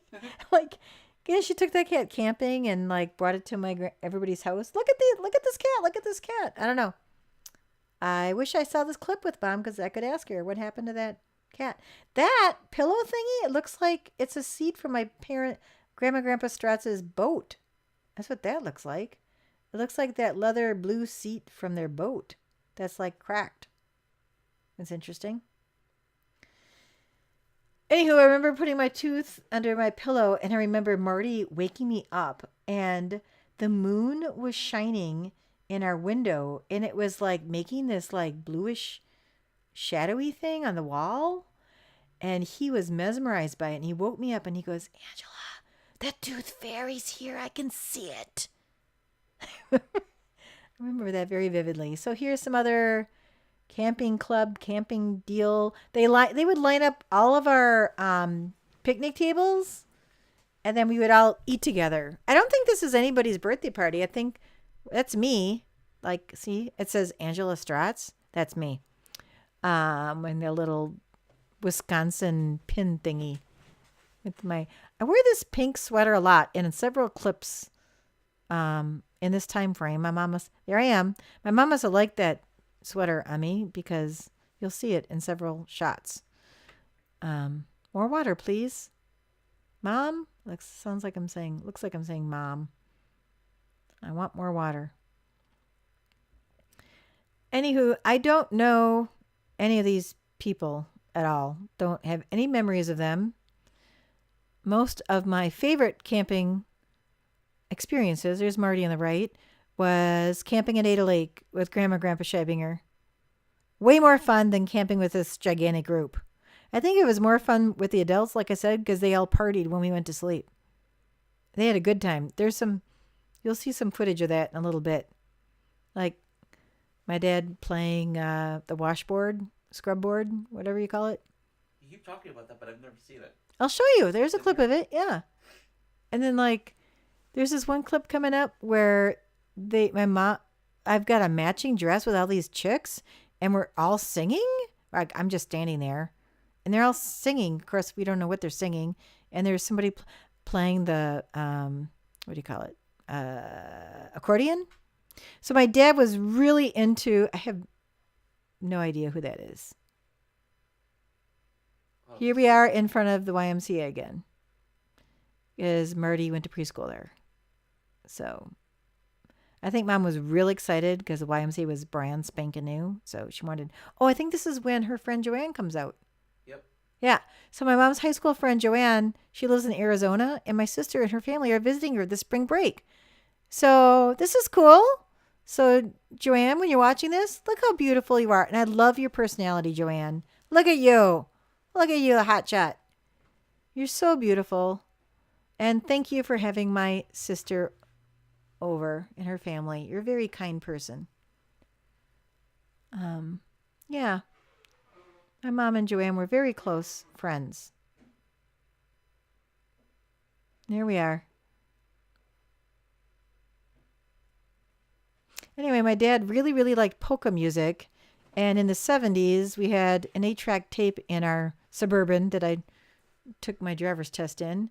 And whenever we had family reunions, he would, there's my mom, pull these speakers out and put them on the roof, and he would blast polka music. So all the Gerkes and Stratzes and Nelsons that are my age, I'm sure you remember that. People would tell him to turn it down. So yes, that's where I get my loud music from, people. From my dad. I know you think I play my music too loud, but I like to pretend I'm at a concert. There is Wendy Rock. Wendy, where are you? Like now.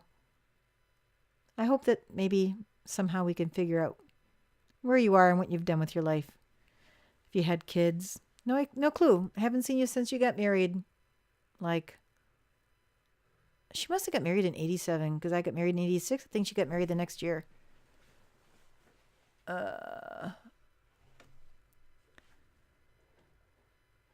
I am with my Raggedy and Andy. Raggedy Andy.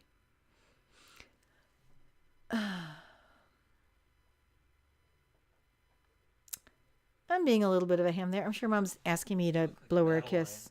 I look like Madeline. I look like my Maven, my niece Maven.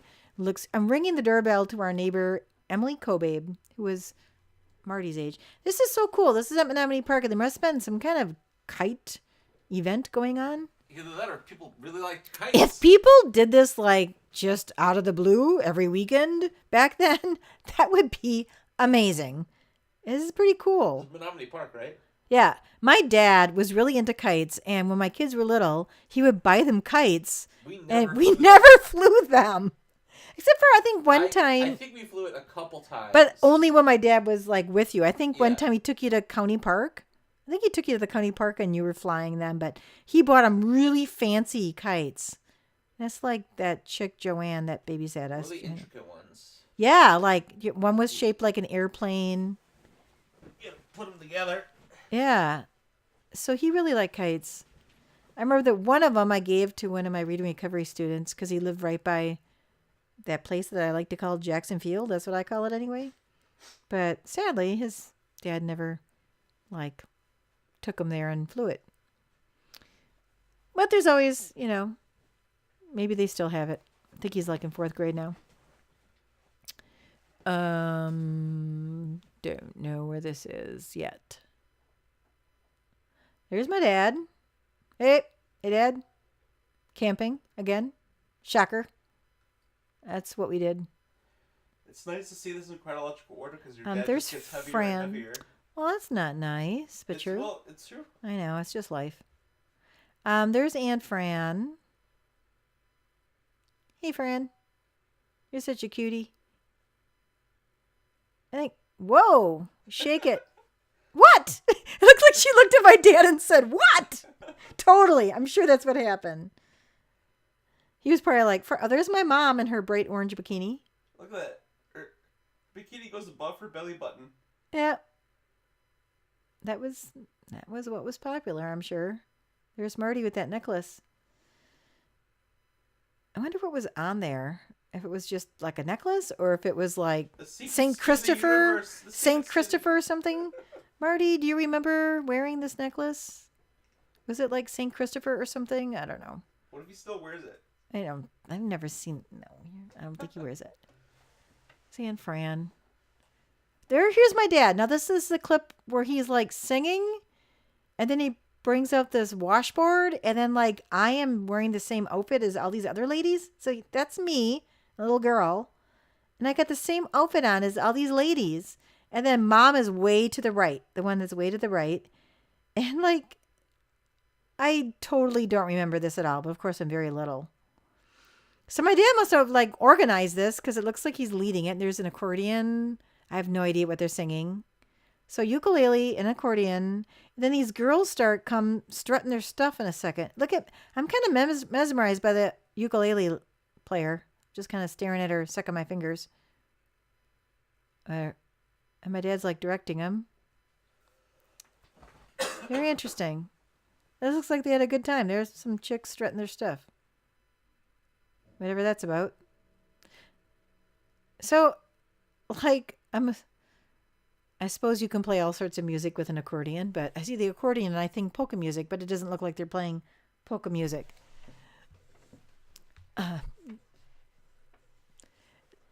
So one of the chicks that's strutting her stuff looks like the girl that my dad was zooming in on when we were eating at the picnic table. If any of you know who that is, I don't know. I feel like I'm supposed to know her, but don't remember. Too long ago. I just can't believe we went to all these association camping things because I don't remember These are them. just the ones they filmed.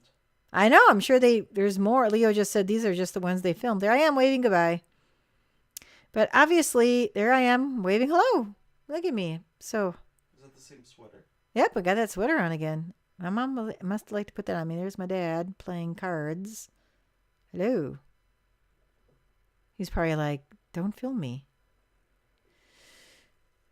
So we used to stay in that camping trailer on the Bittersweet Land while my dad was building our house, which you will see soon. It's pretty cool. I'm thinking most of my memories of camping were with Grandma and Grandpa Scheiber, not only because we did it a lot, but because I felt so much love from Grandpa Scheibinger that it was very meaningful to me. Plus, I really think we did that a lot more than this. I'm wondering why he filmed this so much and not Ada Lake. Just maybe because they're all being social? I don't know. So this must be a playground at the campground that we're staying at. Maybe he was planning on showing these clips when they had get-togethers or something? No clue. Just kind of interesting watching the, clothes people wore and seeing my dad MC that. No, is he playing the washboard on there? I can't. No. He does play the washboard in this other clip. Trust me. I've seen this several times now. So you don't see those anymore. Do they like ban those or something? What were those? Yeah, tether balls. They used to, like most playgrounds used to have those. I don't see them anywhere now. We don't have one of those at school.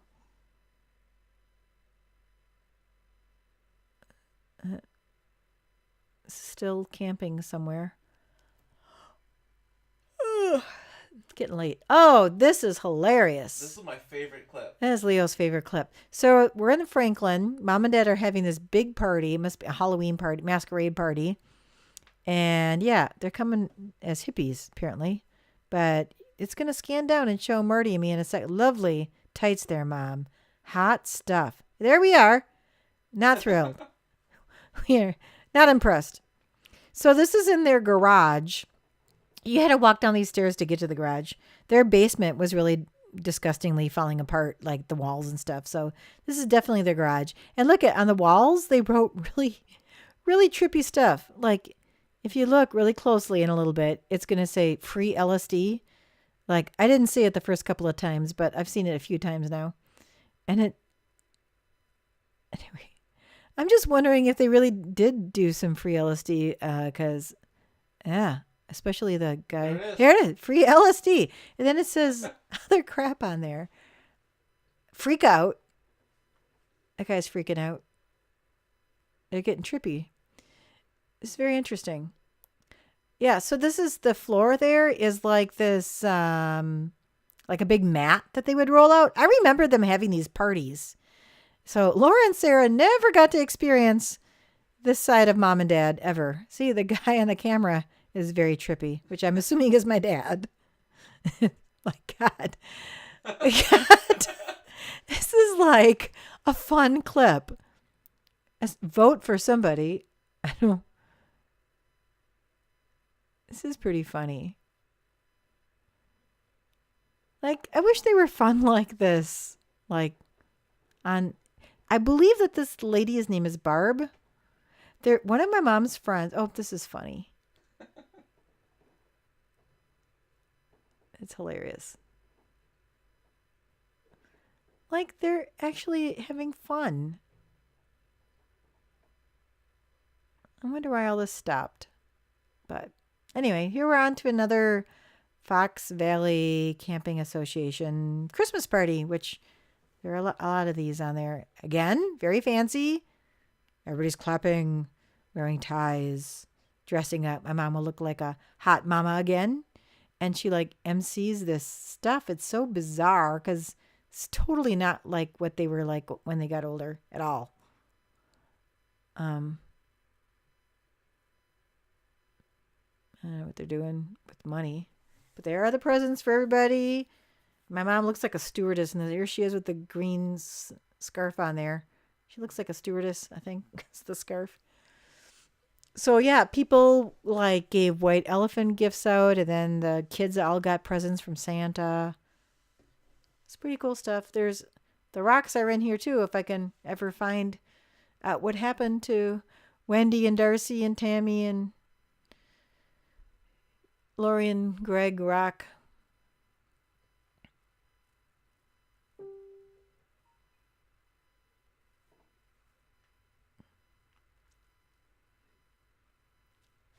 Anyway, I wonder, hey Leo, you should Google Fox Valley Camping Association, see if it still exists. I'm guessing no. I'm guessing it fizzled out. But like, maybe they're Sherwin and Janet Rock, for those of you who know them, when they were very young, very, very young. That guy looks like he's big shot. Okay, there's my Aunt Sue and my Aunt Fran. I think we're at my Grandma Stratz's house on Otter Street. Yes, we are. There's Billy Gerke. On my Aunt Fran's lap, there's Marty, and there's Kay. There's Jane and David and Jimmy. All my cousins. There's me in the red dress. I'm on Jane's lap. There's Kay. Aw, look at all these guys. Everybody's tickling Billy. Aw. Fran, you are such a loving aunt. Look at that. You didn't have to be close to all of us, but yet you were. Built-in babysitter. There's David in the brown shirt. About a Fox Valley No. And there's my grandpa. Super engaged there, Grandpa. But you know what? Hey. He looks like he's like, woken up from a nap. He's like, all these kids right smack dab in front of him. No interaction. But that's okay. I mean, he had to raise 5 kids. It looks like he was going, can you turn it down, please? Now, Grandpa, my memories of Grandpa, where that tree is, there was usually a lazy boy type chair there, or a big chair, and Grandpa was usually sitting on the couch right there when I was over, and there was a coffee table that had like little, I don't know, what do you call it, little like stone on it. I don't know how to describe it. Anyway, and he would just sit there and play solitary all the time. That's my memory of Grandpa, playing solitary. And then I would say to him, can I play cards with you? And he would just say no. He wouldn't explain that he was playing solitary and it's a one-person game because, like, I totally didn't get why he would say no. But anyway, I'm sure it was tough raising 5 kids and owning your own business. You know, life happens. He hung in there. He was a trooper.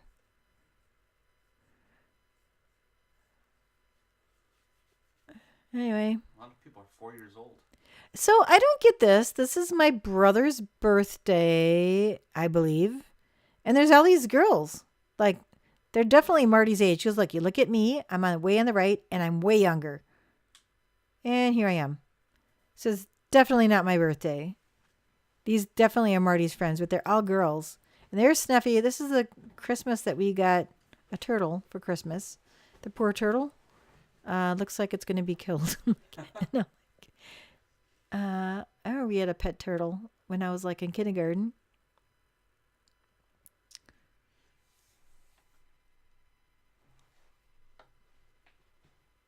Anyhow, yeah, there's Snuffy. There's me.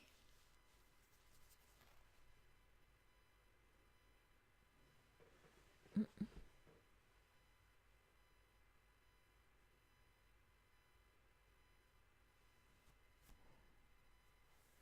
think you can finish this. You only have like an hour left. Yeah, You're 2/3 of the way done. that's pretty cool stuff. I like Dad, the shot. Dad. Watch him. I don't think Dad liked to be filmed. He'd rather be behind the camera. There's Snuffy. Knock it off. It totally looked like what she said, didn't it? Yeah. She said, knock it off. What was he doing? Torturing the turtle? Yeah. She's like defending the animal.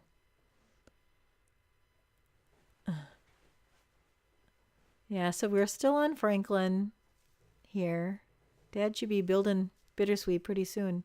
So I guess I'd never really realized this, but my Uncle Mike was saying to me the other day when he was looking at this clip that my dad took out a loan and didn't work for a year and just built our house in Bittersweet. I thought he did it little by little, like for like 7 years. That's what I've been saying most of my life. But I'm sure Mike's right because on the building permit it says August 5th of 1970, and then we moved in 71. So he must have taken off like at the beginning of August in 1970 and for an entire year just built his house. That is quite a scary thing to do when you have a family of 4 to raise. But of course he had income coming in from the apartment houses. But still, that's rather scary. My brother really likes this helicopter. That is Emily Cobabe, our neighbor. No clue what. Oh, and here my mom's probably saying, "Show me what you do in ballet class," and then like Emily's copying me. That's probably what's happening there. And Marty's copying me. Everybody stretch. Or there's Emily. I don't know who the other chick is. Some other neighbor girl. There was a girl. Emily Cobabe lived right next door to us, but there was a girl that lived across the street from us. And I'm trying to remember her name now. Years ago, I don't know, I want to say like 5 years ago, I was working out at the Y. Like a mom. Speaking of working out, it's hilarious. There's Sherman Rock. This is in our garage again on Franklin. Actually, that looks like it might be in the basement. That clip. That's in the basement. But usually they're in the garage. There's that guy that I think is Steve Litchens. Anyway, forgot what I was saying. There they are playing Twister, going on a LSD trip. You're saying something about YMCA? Oh, the YMCA. I was working out at the YMCA like 5 years ago, and all of a sudden this woman comes up to me and she's like, Angela Stratz? And I'm like, how do I know you? And she goes, I grew up across the street from you on Franklin. And I believe it was one of those little girls, not Emily Kobe, but the other person. I can't think of her name now. And I'm like, her name was Kim something. Now I'm trying to, she was super buff when I was talking to her. She like massively lifts weights and eats right. I was like, holy crap. Anyway, I think this is the first footage on. yeah, this is the first footage. She's getting rid of the trees to build the house. Seriously, my dad did everything. So he bought this land out in the country in 1970, and then he literally did everything on his own. And I would like, oh, this is Franklin now. Oh, we're camping again. Here's the washboard thing. Watch, she's gonna. They're wearing those hats again. Oh, looks like Betty Ross hats. Whatever. There's that Steve Litchin's guy. If I got his name right. See, look at those. Look like Betty Ross hats. What the heck? Those shirts are pretty cute.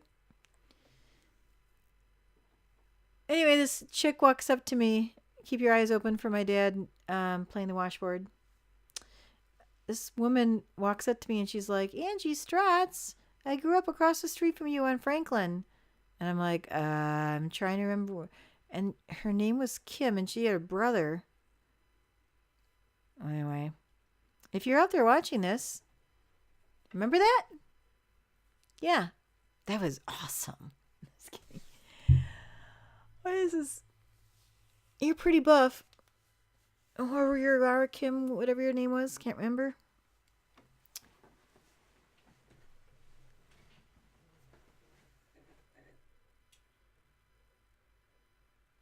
There I am, and my mom's holding me. So these people are having a good time. Whatever reason, I think my dad just stopped. I don't know if my dad created this. No idea. But they would pick weekend. My dad would like write down where they were going on what days, and then people would just come, build it, and they'll come, right? If he created it, what group of people did he base it off of? Like, what did they come? He must. Leo, I don't know if you could hear him, Leo. He just asked if he created, what group of people did he base it off of? Maybe he just knew a lot of people. There I am. And there he is. Like, Oh, yeah. see? That's my Yeah, dad yeah, playing the yeah, washboard. Yep. There's like these accordion players. See? There's Marty. There's me. Hello. How's it going, Angie? That's my dad's work truck. He had that forever. And he painted it red. The green part red. And he had that when I was in middle school. You could tell I'm pretty little here. And then when I was in middle school, he still had that. And every once in a while, I don't know if I missed the bus or whatnot, he would drive me to Webster Middle School. And it had this horn. This is Marty's 5th birthday, by the way. He had this horn that he would pull this thing out and push it. And it would make this loud noise. And I would be so humiliated. I used to ask him to drop me off like 2 blocks away so I could just walk to Webster, so he wouldn't do that. And then when I would march in the bands for the Memorial Day parade, he used to jump out in the street and yell, "That's my girl!" Oh, I was very embarrassed. Also, when Sarah was little, she would crawl up on the stage and hug me while I was playing like my concert band. I know Mom and Dad didn't stop her. I think they thought she was cute. You were cute. You still are cute. You and Laura are both cute. Anyway, so that there's these Indians on this cake. Totally not politically correct anymore. Back in that day, Yeah. it was fine. So. Back in that day, cowboys and Indians, that's what it was all about. Yeah, so it looks like my mom invited like the entire preschool to Marty's party, Marty's 5th birthday party. I do remember those hats. She saved them and we wore them every year for a long time. Did she just smack them? No, I think she's just yelling at him. Oh. She's probably saying, "Hey, smile at the camera right now. Look at Dad and smile." I don't want to. There's my cousin Joe. Hey, Joe. He's got to be in high school, I'm guessing.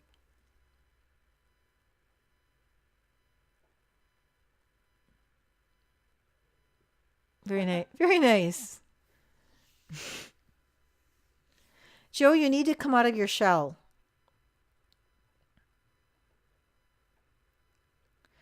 So Marty was in TAP. Marty, my mom signed Marty up for tap dancing at Richard's School of the Dance, and I believe he was the only boy, which is fine, totally cool. He only did it 1 year. And then I started tapping the following year. I'm not in this clip because I'm little yet. Um, but yeah, but I was totally into Richard's School of the Dance. Marty, not so much. My mom obviously must be reliving her childhood here. She must have wanted to do this stuff. She didn't do any of this stuff. I have no idea who these people are. Okay, so we used to, those of you townies, the Richard School of the Dance used to be by like the Parkway or the park. What is it called now? By the Time Theater. We used to get ready for our numbers in the parking lot, and that's what's going on here.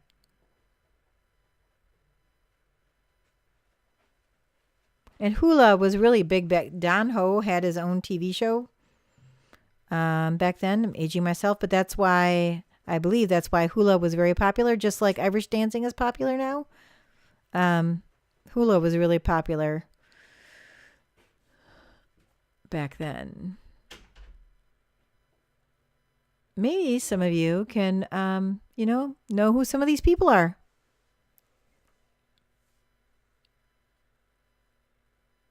There's a candy cigarette. You guys remember that? Candy cigarettes. So there's my cousin Joe pushing Mike. There's Mike Scheibinger saying, there he is, Mike Scheibinger in the car. And I don't know, my cousin, they'll have to tell me about that. I'm the clown. That was me. And my brother's the other clown pushing my mom's old doll buggy from when she was a child. So 1 year, my dad, I wore my flower girl dress for my Aunt April's wedding, and my mom wore this like crown when she got married, and I had my mom's crown on, and my dad made this float thingy that said that I was the Sawdust Days Queen, because Sawdust Days is like a 4th of July thing we do here in Oshkosh. And anyway, it said Sawdust Days Queen. And then I won some kind of award for the Children's Day Parade. There's that Steve Litchens dude. This is one clip that I think may be out of order right here. But that's okay. Because I ain't moving it. You don't have to move it. Because I don't think they have kids yet in this clip. And then that other clip, they have that little boy that's dressed up just like Marty. That's only a few seconds. It's okay. It's okay. I'm not even sure who they are. I'm pretty sure they're Betty and Steve Litchens. Pretty sure. I repeat myself. Sorry about that. I don't know who this is. Joe and Mike Scheibinger, I'm guessing. Is this you? Maybe not. I don't know who these people are for sure. But not sure. That can't be Joe. Does not look like Joe at all. I don't know who those people are. So this is our building permit of August 5th, 1970. Yeah. So that was proof that it wasn't over a long period of time. My Uncle Mike must be right. He must have did it all in one shot. He must have took an entire year off of work and just made this house. And there's my Grandpa Scheibinger. He was very helpful because he's a mechanic and is mechanically inclined. Plus, he's just a nice guy. And Grandpa used to come. There's Joe Scheibinger. Grandpa used to come over unannounced. He didn't like a schedule. And I remember when he had to pee, he would just go outside and pee in the woods. And I found that very odd. I'm like, we do have a bathroom. And he's like, yeah, you just had the woods. Is your dad operating that thing? I'm not sure. Doesn't look like it. Yep, so they had to dig a big hole, obviously cut all these trees down, dig a hole, and build a house. I think this is just the excavating guy. That almost looks like my dad, doesn't it? No, It's probably not. Yeah, it's probably not Dad. This is like the only thing he didn't do. I remember that there was, yeah, definitely not Dad. When this excavating, when these excavating people were there, I don't know if Dad put me on that digger truck or if it was a forklift they had. Maybe it was the digger truck because they put me on something and they raised it really, really high and I was scared. But I mean, I survived. I just had this memory though. But why would they have a forklift? I bet you it was that digger truck. If it was a forklift, it probably didn't go that high. But why would they have a forklift to build the house? It probably was this digger truck. That's why I'm saying it's probably then a forklift. Yeah, I just remember that going in someplace. When we moved into this house, Marty and I would play in the woods all the time while Dad was building it. And I got poison ivy from my head to my toe. And I remember I had to go to this clinic and get a shot in my leg a lot. I want to say like once a day for a couple weeks. That's what it seemed like anyway, if I remember correctly. And they always gave me a little sucker afterward. I remember that too. That was the important part, the sucker. There's Marty.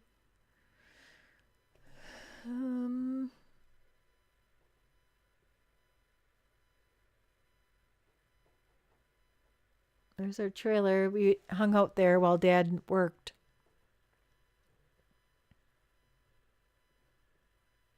I thought you said you lived there. We didn't live there. We lived on the Franklin apartment, which they owned. But Dad would spend, all day working on this house. And so they had the trailer set up and there was a bathroom in the trailer and stuff. And we would come out and play all day and Mom would watch Dad. She'd sit there and watch Dad build the house. Man, that was a huge work of love. I mean, that is, to me, one of the coolest warm fuzzies of their relationship is that he built this house exactly the way she wanted it. There he is. And my dad. Pretty amazing. I remember growing up, most of my friends, well, later on in life, they told me that they thought I was rich because I lived in this huge house. There's Emily Cobabe that they brought her over to see this house. Anywho, not the case at all. My dad was a carpenter, so we definitely were not rich. It's just that he built this house. So the house is pretty cool. But it's not in the family anymore. But it's still there. They just cut down all Grandpa's evergreens. They also cut down the oak tree that's right smack dab in front of the house. I'm guessing they were afraid that if a storm came, it'd knock it into the house.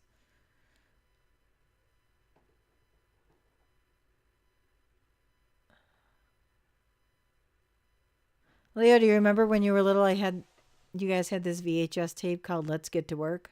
Yeah. Let's get to work. These clips remind me of that. It was a VHS tape made for boys or girls too, but children to show like construction work. And they would like blow up. They would blow up things. Remember that? Yeah, yeah.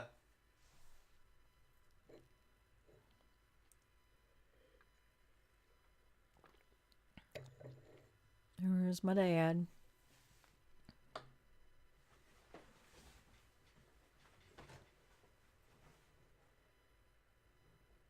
So Bittersweet Lane is a dead end off of Indian Point Road in Oshkosh, north of town, close to Neenah. And when we moved in, there was only one other house in the dead end. And that, across the street from us, the Pinnos from the Pinno Sheet Metal, they lived across the street from us. And then down a little bit were the Rupps. And, then there were two nurses that lived together next to us. So there were four of us. And that was it. And now there's a lot. Now there's like 12 now. But it was all just empty land when we were there. Look at, they got Emily Kobe working. My parents would get kids to come over and like do work. There's Daisy, our dog. Daisy. My mom loved pets. Well, I mean, I did too, but I don't know. I don't really get into poodles. I like bigger dogs.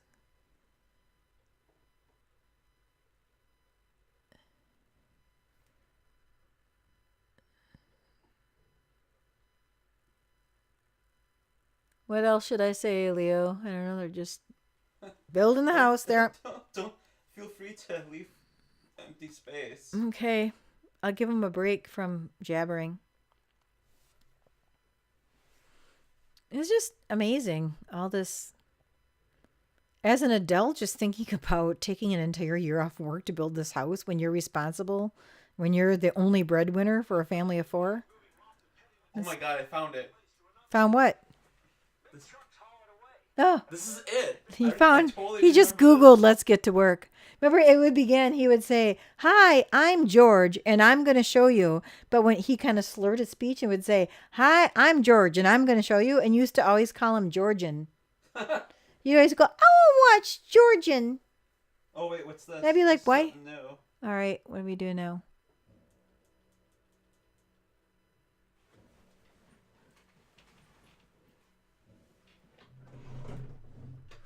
Totally gonna just watch this. Oh, do. What are you doing? You're gonna watch Let's Get to Work. Yeah.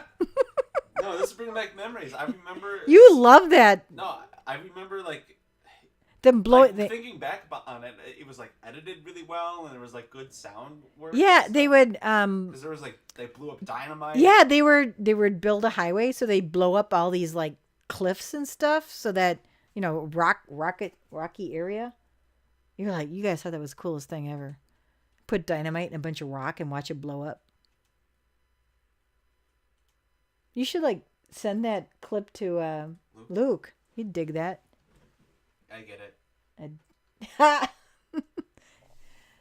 All right. Oh man, I'm gonna be tired tomorrow. Well, you're almost done. If you finish it, Okay. I can upload it tonight. That'd be way cool. So when we moved out in the country, the neighbor girl who lived on Indian Point Road on this old farmhouse, her name was Beth Mary. And the two of us became the best of friends. We were the only kids within miles. We lived there was nobody around back then. And we used to play in the woods all the time. We'd build forts in the woods. Then the bookmobile would come and we would check out books and read them in our fort. And Marty had there's Grandpa. Like he drank a beer and then he poured water in the beer can and he's using it to mix that mortar. That's some cool stuff. It's camping again. Can't read it. Hi, dude. I don't know. Don't know those people. There's that place that we always went to look at the animals. I think. Yeah. There's the animals again. I don't think that's there anymore. They stopped that. I remember when we used to go to Ada Lake when we got really close out in the country. There was, the country mailboxes where you put your last name on these mailboxes along the road. And there's this one guy whose last name was Klinger. And that's right when MASH was really popular. And we'd say, "Oh, there's Klinger. Is he going to run out in his dress?" You know who Klinger is? No. Klinger is this guy character. You know what MASH is? Yeah, The show MASH? Yeah. So Klinger is this character in MASH who used to dress up like a woman because he wanted to go. They wanted him to say that he was nuts so he can go get sent home and not be in the war. Anyway, so yeah, we'd say, "There's Klinger." There's the red truck that my dad... See the horn on the front? Look at this. Look at this safety, guys. Look at me on the back. What if, like, all of a sudden my dad had to slam on his brakes? Would I be talking to you right now? Maybe not. I'd be a goner. There's my grandma Scheibinger. She used to walk in the woods with 2 pails, one in each hand, and load them to the brim with blackberries. And then she would make blackberry pie in that little camper right there. My grandma would make roasts and turkey in that little bitty camping trailer right there. She would make dumplings. She spent the entire day cooking and cleaning as we like roamed and swam and fished and walked in the woods. There was a big, Leo, do you remember there was a big tower at Ada Lake you guys climbed up? Yeah. Yeah, we used to do that. There's a big fire tower. You're not supposed to climb it. It wasn't meant for climbing, but we would shimmy up to the point where there was a ladder. Mm-hmm. Yeah.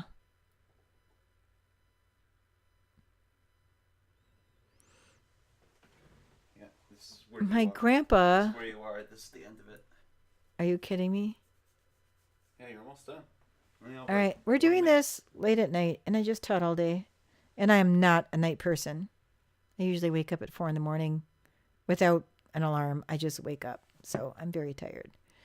But I will commentate this so that, anybody interested, especially my Aunt Fran, I will, if it's not too late, I will call you when this is done. How late is this going to be, do you think, when we're done? It won't be uploaded till tomorrow morning. Okay, never mind. I'll text you, Fran, when this is done. All right? Okay. I'm starting to get loopy because I'm tired. But hey, it'll be fun. So this is the Leona train. Leona, Wisconsin, by Wabino that we went on. Marty and I did this a lot. I'm kind of scared to jump down here. Oh.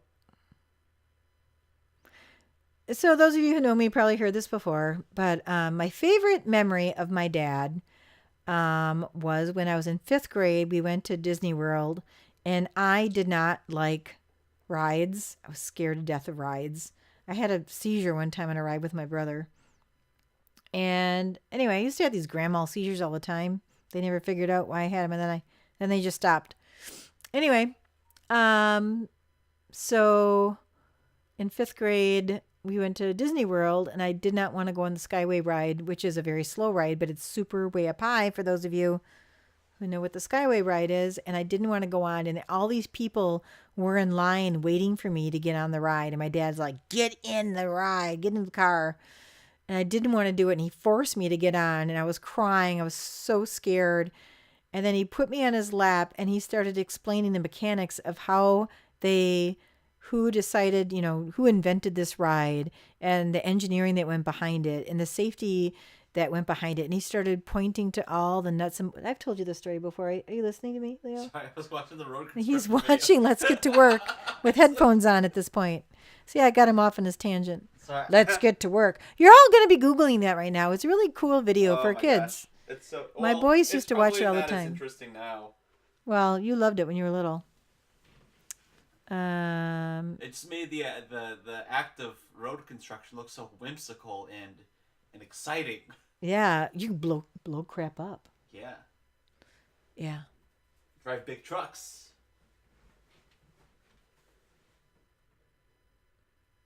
Now I feel like doing a little spoof of Coffee Chat, Coffee talk. Mike Myers and Barbara Streisand. Except I can't do it that good. Except to be wine talk. Yeah. I don't know why he shot those people's feet.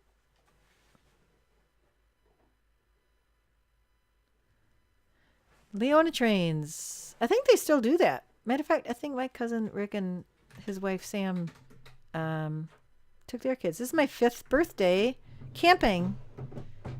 Yep, that's what we usually did. Celebrate it when I was camping. My sisters probably thought I was exaggerating when I said all we did was camp, but now they can see it is the truth. That's all we did. Well, that's all you filmed at least. That's how we were. Whenever it wasn't snowing, we were camping pretty much. Oh, I'm just saying, there's not a lot of just day-to-day stuff filmed. Yeah, you don't want to see the day-to-day stuff.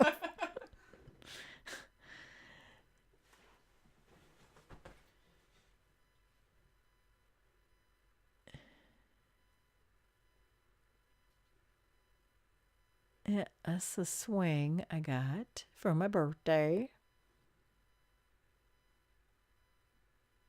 I remember my brother was very close to my grandpa Shabinger.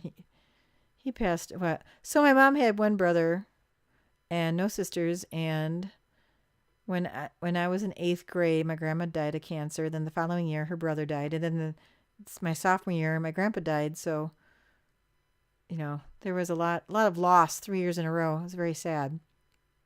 Anyway, my brother was very close to our Grandpa Scheibinger. And I remember one time we were sitting around the campfire, and I don't know how old Marty was. We were older. I'm guessing middle school. And my sisters weren't born yet. And around the campfire, and my grandpa goes, "So, Marty, what do you want to do when you grow up?" And he goes, "I want to retire just like you, Grandpa."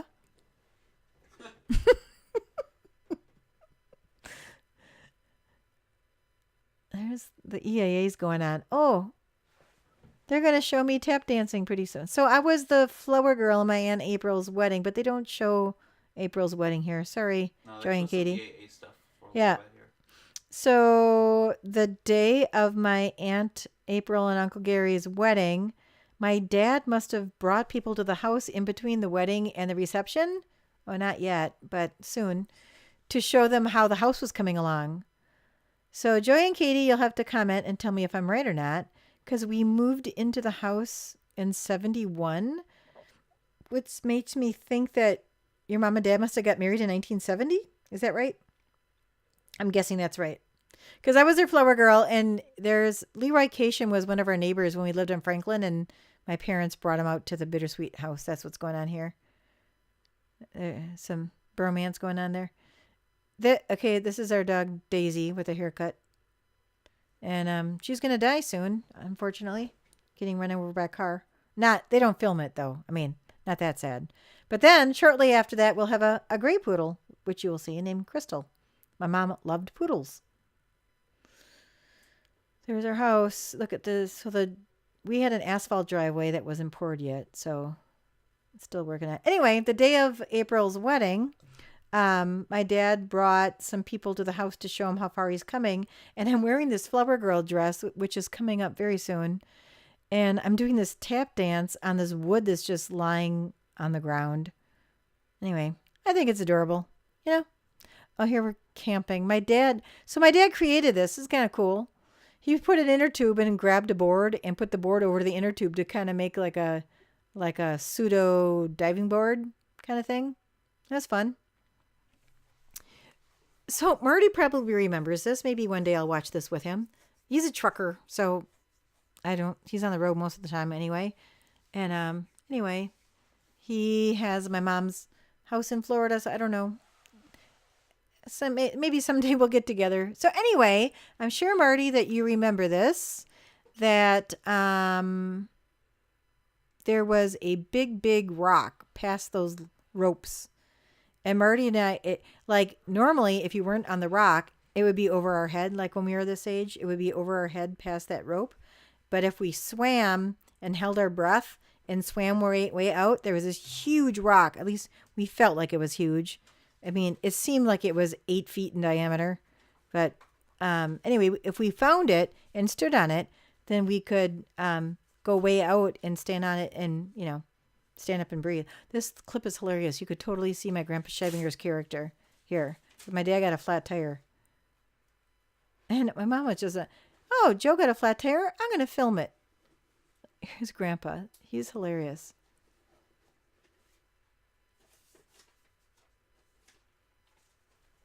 See that right there? Ah! F that. Nah, phooey. He's hilarious. This one time we pulled over to help these people that were having car problems. And there was a boy that was probably close to our age. That was my first communion, like 3 seconds of my first communion walking out of the church. Anyway, there was this boy that was like Marty's and my age, and he kept on saying, "The bank robbers are coming. The bank robbers are coming. Here come the cops. The bank robbers are coming." And I don't know, he kept on saying it over and over. And our whole childhood, actually even into adulthood, my mom would say that. And then she would make our dog bark. And she'd like go, Crystal, Crystal, the bank robbers are coming. And it was, for some reason, it was one of those things that just stuck and got repeated for decades.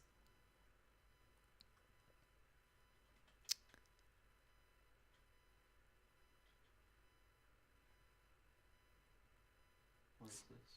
I have been told that some families don't have a lot of inside jokes like that, but our family was full of them. Tons.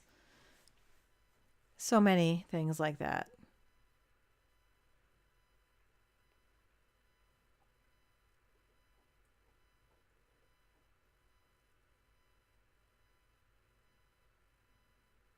That's kind of cool and retro.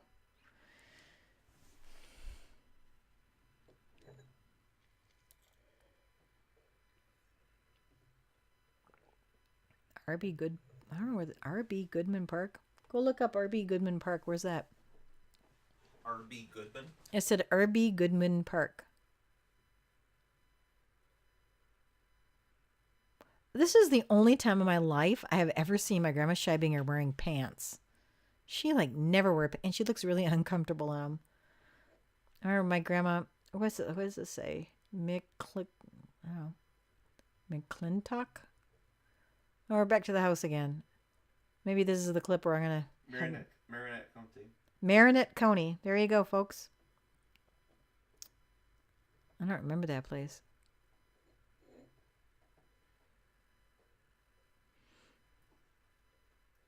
Goodman Park Campground. Oh, that tap dancing clip is coming up. Yeah.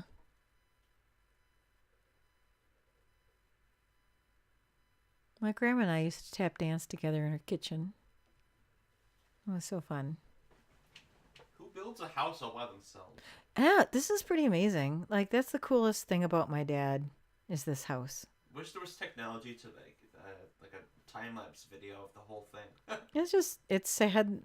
It's sad that it's not in the family, but yeah. Didn't there's you Daisy. want it for a while? I talked about it, but What I know. is that? That's Daisy. I think she's cuter when she doesn't have that haircut. Don't you think she's cuter with her hair long? Yeah. She's cutie. Daisy. So the moral of the story is walk your dog with a leash because, yeah, that's what happened with Daisy and my brother. It's sad. It's sad. Sad news. Was there 2 dogs that died that way? Yeah, Susie. Or my grandpa Scheibinger, when he passed away, we got his dog Susie. And then same fate of Daisy happened. But it's all right. Everybody makes mistakes.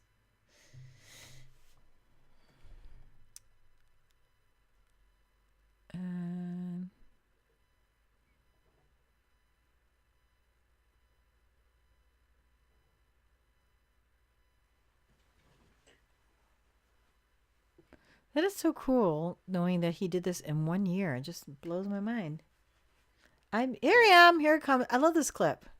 This is the day April and Carrie got married. And there I am, their flower girl dress. How cute is that? That's pretty cute. There's the Gurkies. There's Kay. Okay, guys, Gurkies. This must be your dog, because I don't think that's Crystal. That must be your dog.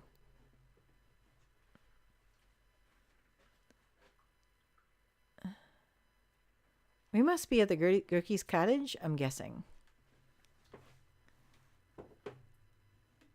So my aunt... now we're at the public library.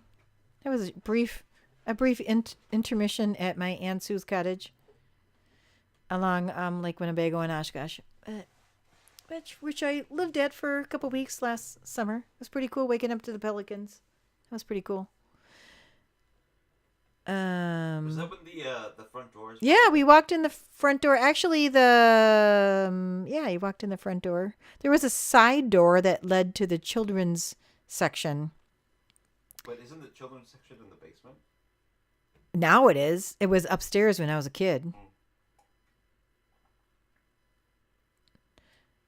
So this must be. This is one of the parades you. This is the Children's Day parade when I wore my the flower girl dress for my Aunt April's wedding, and my dad made a sign that you can't see that's on the back of this little float thing he put together that says Sawdust Days Queen. And I won some kind of award because whoever decided to give out the awards thought that was a cute idea. And my mom wore this like crown thing when she got married in 1960. And so I put this crown on my head that she wore on her wedding day. And I have the flower girl dress on, and my brother's pulling me on this wagon. And I did that like 2 or 3 years in a row until the dress didn't fit me anymore. You don't see floats that are elaborate anymore like that. Ship? Yeah. Look, here we are. The following year, my dad put 2 sawhorses up, and it was really scary. He put 2 sawhorses on top of the wagon, and then we had all this like material and crepe paper and stuff. And then he just painted over. I remember it said the year, and then he painted over the year. We had that sign in the garage forever. Lauren, Sarah, do you remember that sign? It was like painted like a butterscotch. Actually, the same color, I bet, that was the kitchen. The kitchen was red. What was butterscotch color? The office. It was probably the same paint he used for his office on Bittersweet. It was that color. And then in red ink it said the year, which was probably 1970. And then it said Sawdust Days Queen. And then the following year he just painted over the date and made a different date.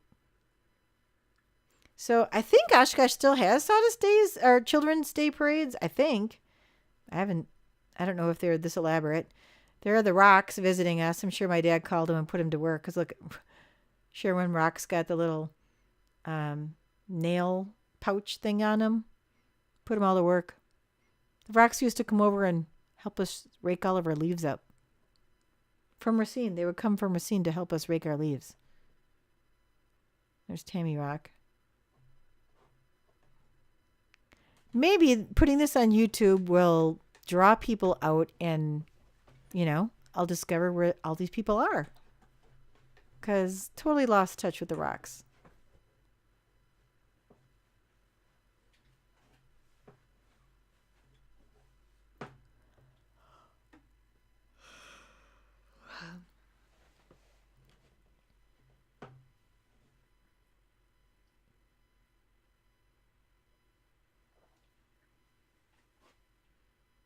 There we are hanging out at the trailer. I used to read a lot just while Dad was working on the house.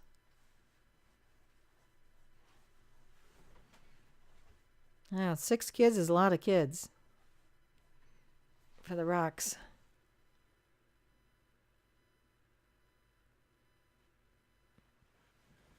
Not sure who this guy is.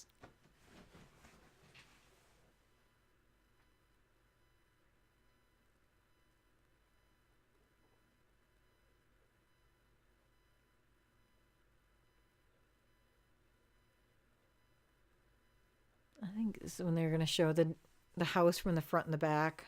Those are the bay windows in the front, and there's the back, the sliding glass door to the family room.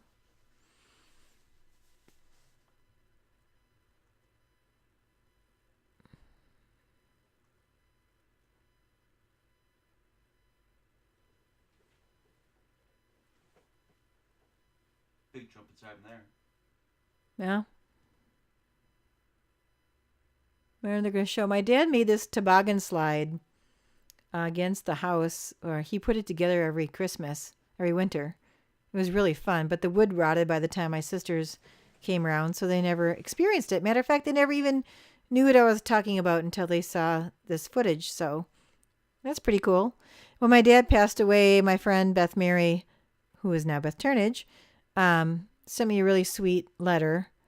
And she said she was listing some of her fondest memories of our childhood because we were always back and forth at each other's houses. And she said that her favorite winter memories were going down our toboggan slide. It was very fun.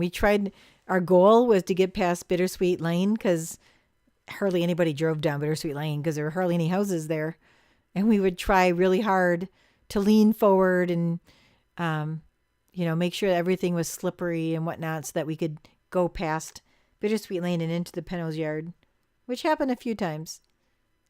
It was very fun. We could do that all day long. Here we go. Down the toboggan slide. Did you talk about how he built that ramp? Oh, yeah. So he had, I think they'll show a better footage of it. So he had this little stopper thing with a piece of wood. It was tied to this rope. And so we climbed up this ladder that he made. And then you put the sled on the toboggan slide, and then you would pull the rope and the stopper would go down and away you'd go. He just very mechanically inclined in putting, very good carpenter. My dad was a really great carpenter.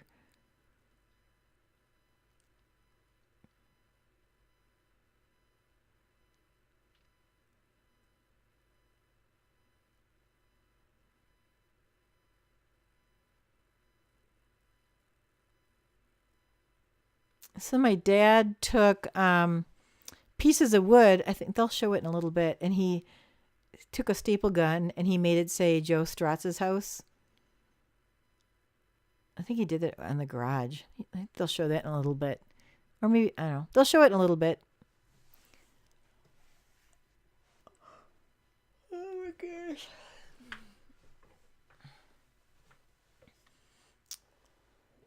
It's kind of weird driving by knowing different families living in there, but life goes on. So this is my grandpa's truck, which probably was my Uncle Mike's truck at that point because my Uncle Mike took over my grandpa's piano business. There you go on the slide. There's a good shot of it. So fun. That's not me. I'm not sure who that is. If anybody knows who that is, let me know. Must have been some school friend. Not sure who that is. Yeah, so the thing she's going up is the ladder. They're just like pieces of wood. That doesn't seem like it would take you all the way to Bittersweet. It did. Oh. I don't know if he added on to it and it was taller. Maybe he added on to it later after this. And it was because my memory, it was almost as tall as the house. So maybe he made it taller later. I'm not sure. But we didn't. Or maybe your perception is just skewed because you were little. My perception could be skewed. I remember going back to Washington Elementary School and seeing how tiny the gym was. That was pretty weird as an adult. You think gyms are enormous when you're a kid.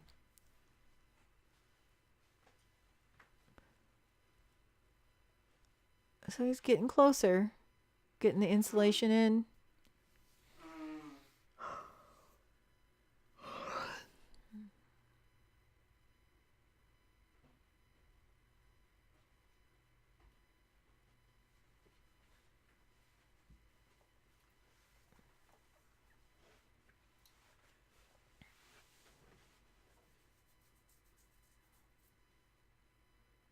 So when we moved into, Marty and I and my parents obviously moved into the house. There we are. There was everything was just like drywall and plywood. Nothing was painted. There was no carpet. All the bedrooms in that house are upstairs. There's 4 bedrooms. And we used my parents' bedroom as the living room because the real living room was being worked on. They were laying the carpeting down and everything. And everything was very, very bare and dead when we moved in, and Dad kept working on it. That's a really cool toy. It's cool stuff. Okay, so my walk-in closet on Bittersweet was like Barbie land. I was like the girliest girl ever. My daughter was the complete opposite of me in that fashion. She's a huge tomboy. She wanted nothing to do with dolls. Matter of fact, her paternal grandmother gave her a doll when she was little, and she threw it to her brothers like it was a football. Didn't know what to do with it. Anyway, but yeah, so my walk-in closet was like Barbie land. I had like Barbie Dreamboat, Barbie Hair Salon, Barbie Dollhouse. And I had a Sean Cassidy guitar. Or no, not Sean Cassidy, David Cassidy. Or whatever. Somebody like that. And I would turn on my Helen Reddy music and strum on the stupid plastic guitar and line up all my dolls and sing to them. But I'm not a good singer. It was just a thing. I would never sing in public. Okay.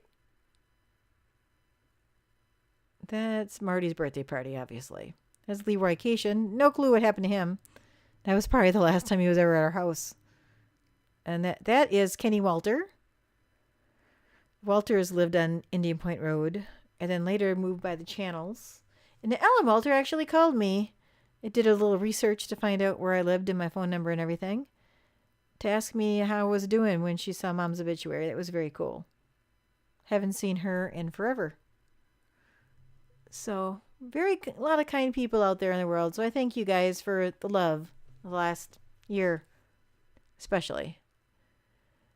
There is my Grandpa Shabinger putting together Marty's super cool bike. He had this red banana seat bike that was so cool, and it had like you could change the speeds with like this gear shifter thing. That was reminded me of a stick shift thing. Anyway, my bike had my bike you pedal backwards to brake, and on Marty's banana seat bike here he had handbrakes, and I didn't know what handbrakes were. So I borrowed Marty's bike when we were at Ada Lake, and they have a very, very steep hill that leads down to the beach. And I went down the hill pedaling backwards. There's my Grandpa Stratz. Went down the hill pedaling backwards super, super fast. And anyway, I ended up landing on this rock and knocked my baby teeth out in the front and had this huge, gigantic, bloody fat lip for quite a while. And I remember my mom bought all these disposable cups that snapped into these plastic cup holder thingies. And she bought all this.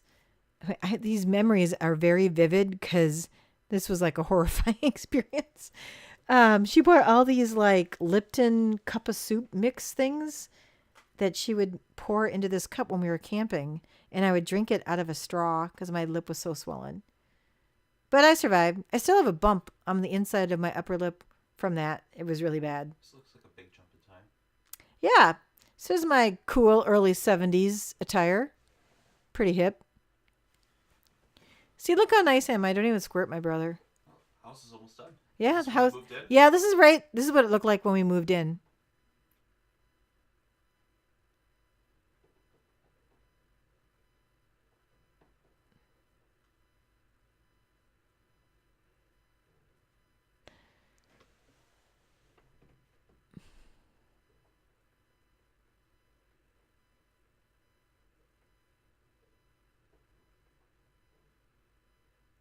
I'm not sure where we are here. Looking at some car show.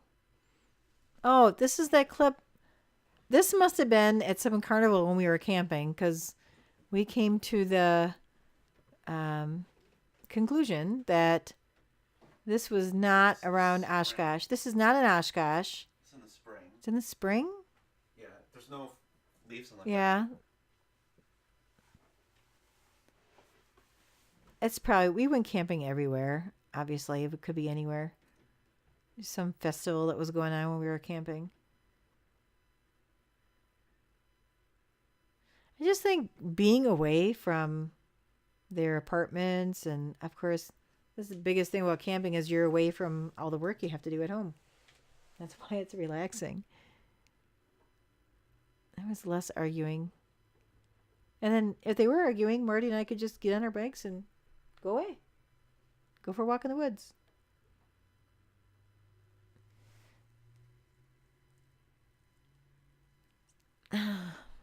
Surprised I didn't have a seizure.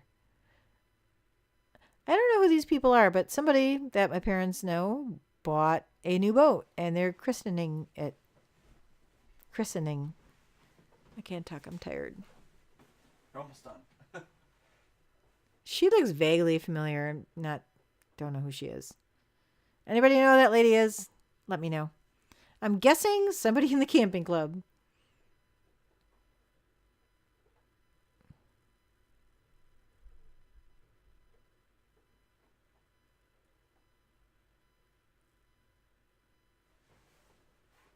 This looks like Ada Lake.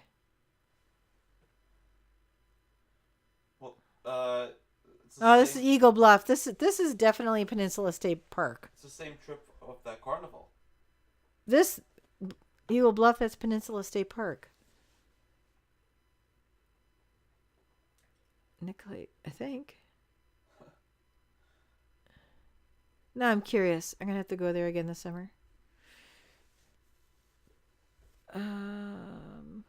I cannot imagine. Okay, so my parents own like an acre and a half. Mowing that with that lawnmower? It's mossy too. Yeah, It's like that thick would and take soft soil. the entire day. I don't ever remember even. They had obviously got a riding lawnmower shortly after that. But first, before you even mowed the lawn, you had to go around and pick up all the sticks and stones that were lying everywhere, mainly sticks. And we had to throw them in this wheelbarrow. That took forever. Then you had to take the wheelbarrow and dump them all. We had this big bonfire thing in the back of the house. That was like a whole weekend's worth of work right there.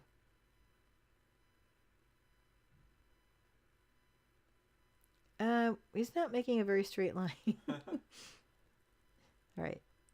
My dad made this Santa. And my sisters and I were saying we wish that we kept it, but it's super heavy and big. There's no way like, what are you going to do with it the rest of the year? My parents they had a huge house. It's easy to just, my dad kept it in the garage. But he would always put a spotlight on it. This is right when we must have got Crystal, because this is probably Crystal's first experience with snow. And my mom's probably filming this because she probably thought it was the coolest thing ever. Yeah. Daisy probably... We got Crystal right after Daisy died. I remember, if any of you knew me when I was growing up, I used to hang out with Sutton Seibold when I was this age because we took dance class together and we went to Washington School together.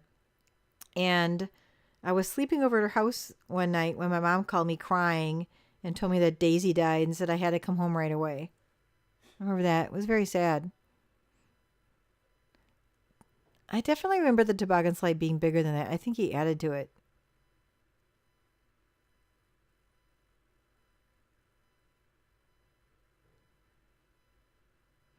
You know, my mom had Daisy's body in the bathtub when I came home and she was bawling her eyes out. Very, very traumatic.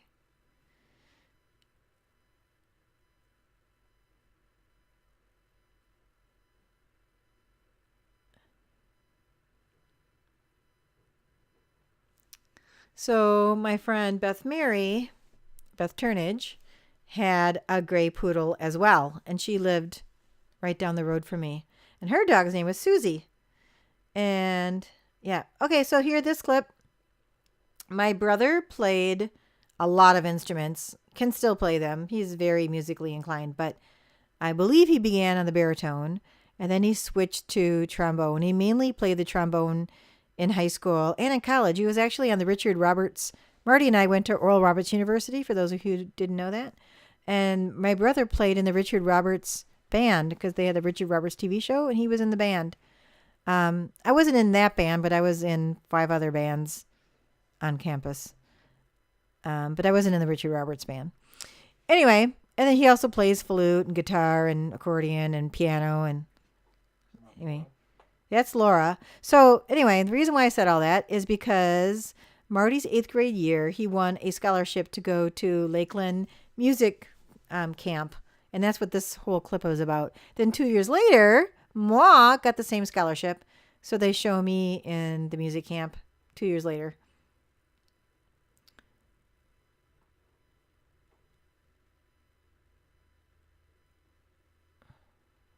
Yeah, Marty played the flute in Tressa Lawless's wedding. Did I ever tell you that? Did you not? There's Laura at Ada Lake when she was little. It was getting toward the end. Look at that cutie pie. Thank God for Laura and Sarah. We saved each other's lives. Cannot imagine my life without them. There I am, my little bikini that I wore, and that with my hula outfit for Richards. My grandpa used to put himself in the inner tube and he'd fall asleep and he'd float across the whole lake. And then he'd wake up and he'd walk through the woods and come back. So this is Easter with Marty and me, and I'm obviously Laura. This is my parents' kitchen on Bittersweet. We're getting close to the end because there's just a few, and then he switches to the camcorder.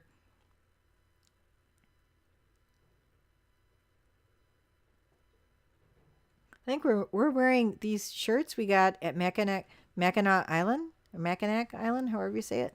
Because I remember that shirt, my shirt anyway, it said Mackinac Island, but Laura's in front of it where it says that. There it was, that little circle thing.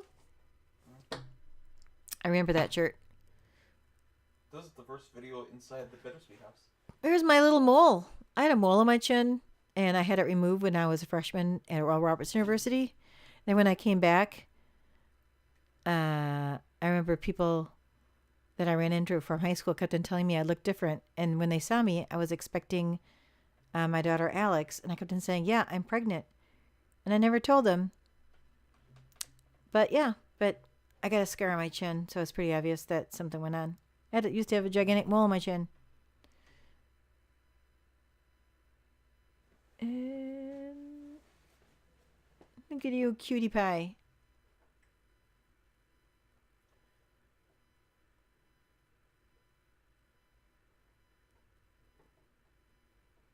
Here's the Hughes' chocolates. What? Oh. So when my kids were growing, Crystal. When my kids were growing up, I bought them a lamb one year. Do you remember what the lamb said, Leo, when you squeezed it? No. No, I don't. Are you serious? Happy Easter? Happy Easter! Remember? Yep.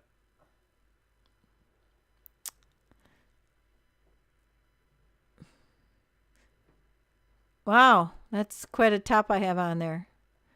My dad's sideburns. That's pretty cool. Mustache. And mustache. Well, he had a mustache most of my childhood. You just never saw him like that. This is their dining room on Bittersweet. He's probably singing some song.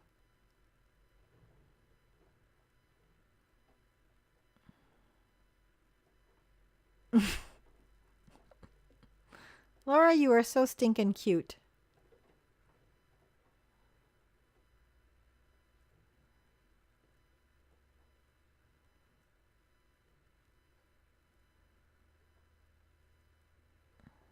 Well, we must have been singing happy birthday to Laura.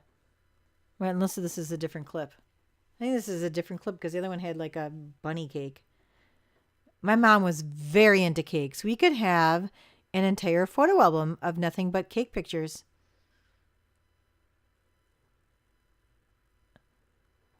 There's the rocking horse that Marty and I were on earlier. Same rocking horse. This is in our living room on Bittersweet with the golden rog shade carpeting and matching curtains. They had the carpeting until Laura got married in 2002. They had the rehearsal dinner at their house, and my mom totally remodeled that room to prepare for the rehearsal dinner.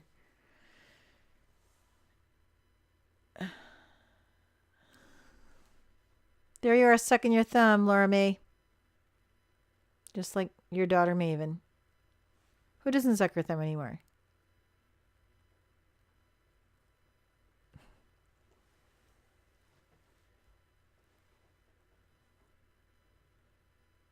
This is in Wisconsin Dells at this place called Storybook Gardens. You can Google it, see if it still exists. I don't know if it still exists or not. But somebody had the idea to put these nursery rhymes on these gigantic books and then like plant flowers everywhere. And they called it Storybook Gardens. And my mom thought it was super cool. So we went there with Laura. And I had my own Instamatic camera that day. And I must have really got into this because I took tons of pictures of it. And I've got this really old photo album from when, I was in high school. Yep, still there. It's still there. Leo just Googled it. It's still there. 5-star review. 5-star review. Storybook Gardens, Wisconsin Dells. Who knew? Yeah. So I took a ton of pictures when we were there with all of Laura, of course, because I thought she's stinking cute. She is. She's still super gorgeous woman. Anyway,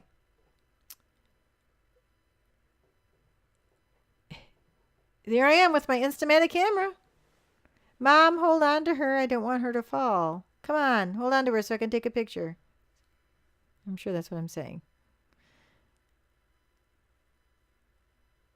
She spanked them all nicely and put them to bed. Oh, yeah, Leo's showing me clips. They still are doing this.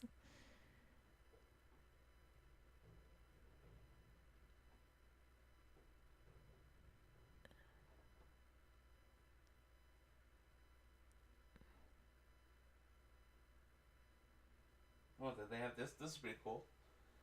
Alice in Wonderland table. That's cool. Leo's showing me pictures.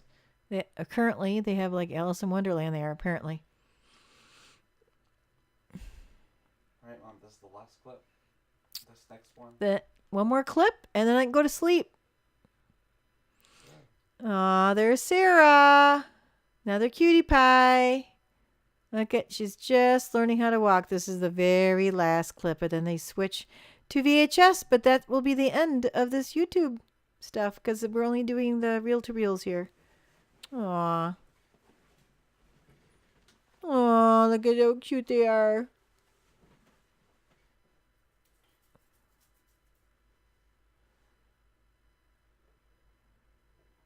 The rest is history.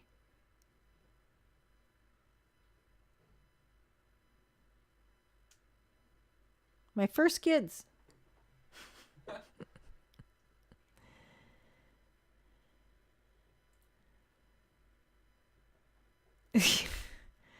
There's Marty. I'm not really sure where we are. I thought that we were maybe at the Gerke's cottage, but I don't think so. I don't know where we are. Oh, we're in Wisconsin Dells because they just. Or no, this is later. This is way later because Laura's older and Sarah wasn't even born yet. Never mind. It kind of looks like we're at the Gerke's cottage.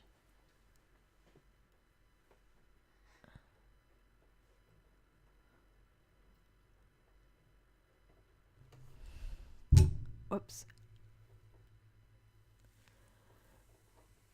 You went 3 hours without touching the microphone. Yeah, I'm getting tired. That's Marty. Let me see. Do you think that looks like Sue's cottage? I don't think so. No. Those with those square window thingies. That doesn't look like. I don't know where we are. I don't remember this. Am I even there? Have they shown me on this clip? No. Maybe I didn't go to this thing. Maybe I'm somewhere else. Maybe I'm at camp somewhere. Hey, wait a minute. Is this when they show me at Lakeland College? I think so, yeah. Oh, yeah, there I am. That's where I am. I bet you they went someplace by... Okay, so Lakeland College is by Sheboygan area? That must be what they were doing when I was at camp. Because when I got the music scholarship thing to go to this music camp. And I know you'll be very impressed. I'm first chair. Look at that.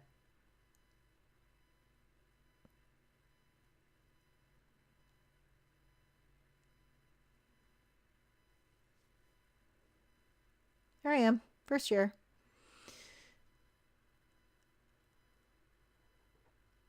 Yeah, that's why I'm not in the other clip. That must have been what they were doing when they came to visit. They must have went somewhere.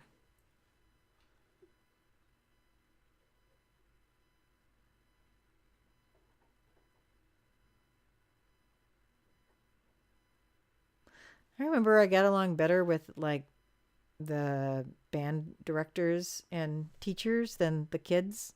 I did not connect with those kids. That's my memory of this place. I really got along great with the adults.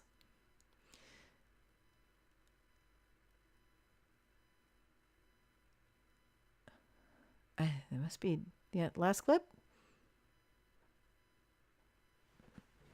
I don't know, just the end of that part. That means it's done. Okay, well, thanks for viewing this. If you made it this long, congratulations. Still a little bit more.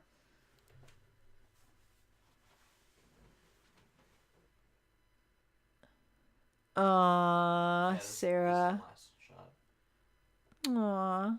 Hey, Sarah.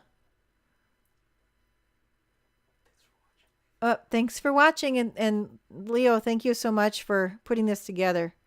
This boy right there, that's Chris Angel. I used to babysit Chris him. Angel? Yeah. The magician? I don't know. That would be funny if he's a musician. Is he like A Laura's magician? age? Is he Laura's age?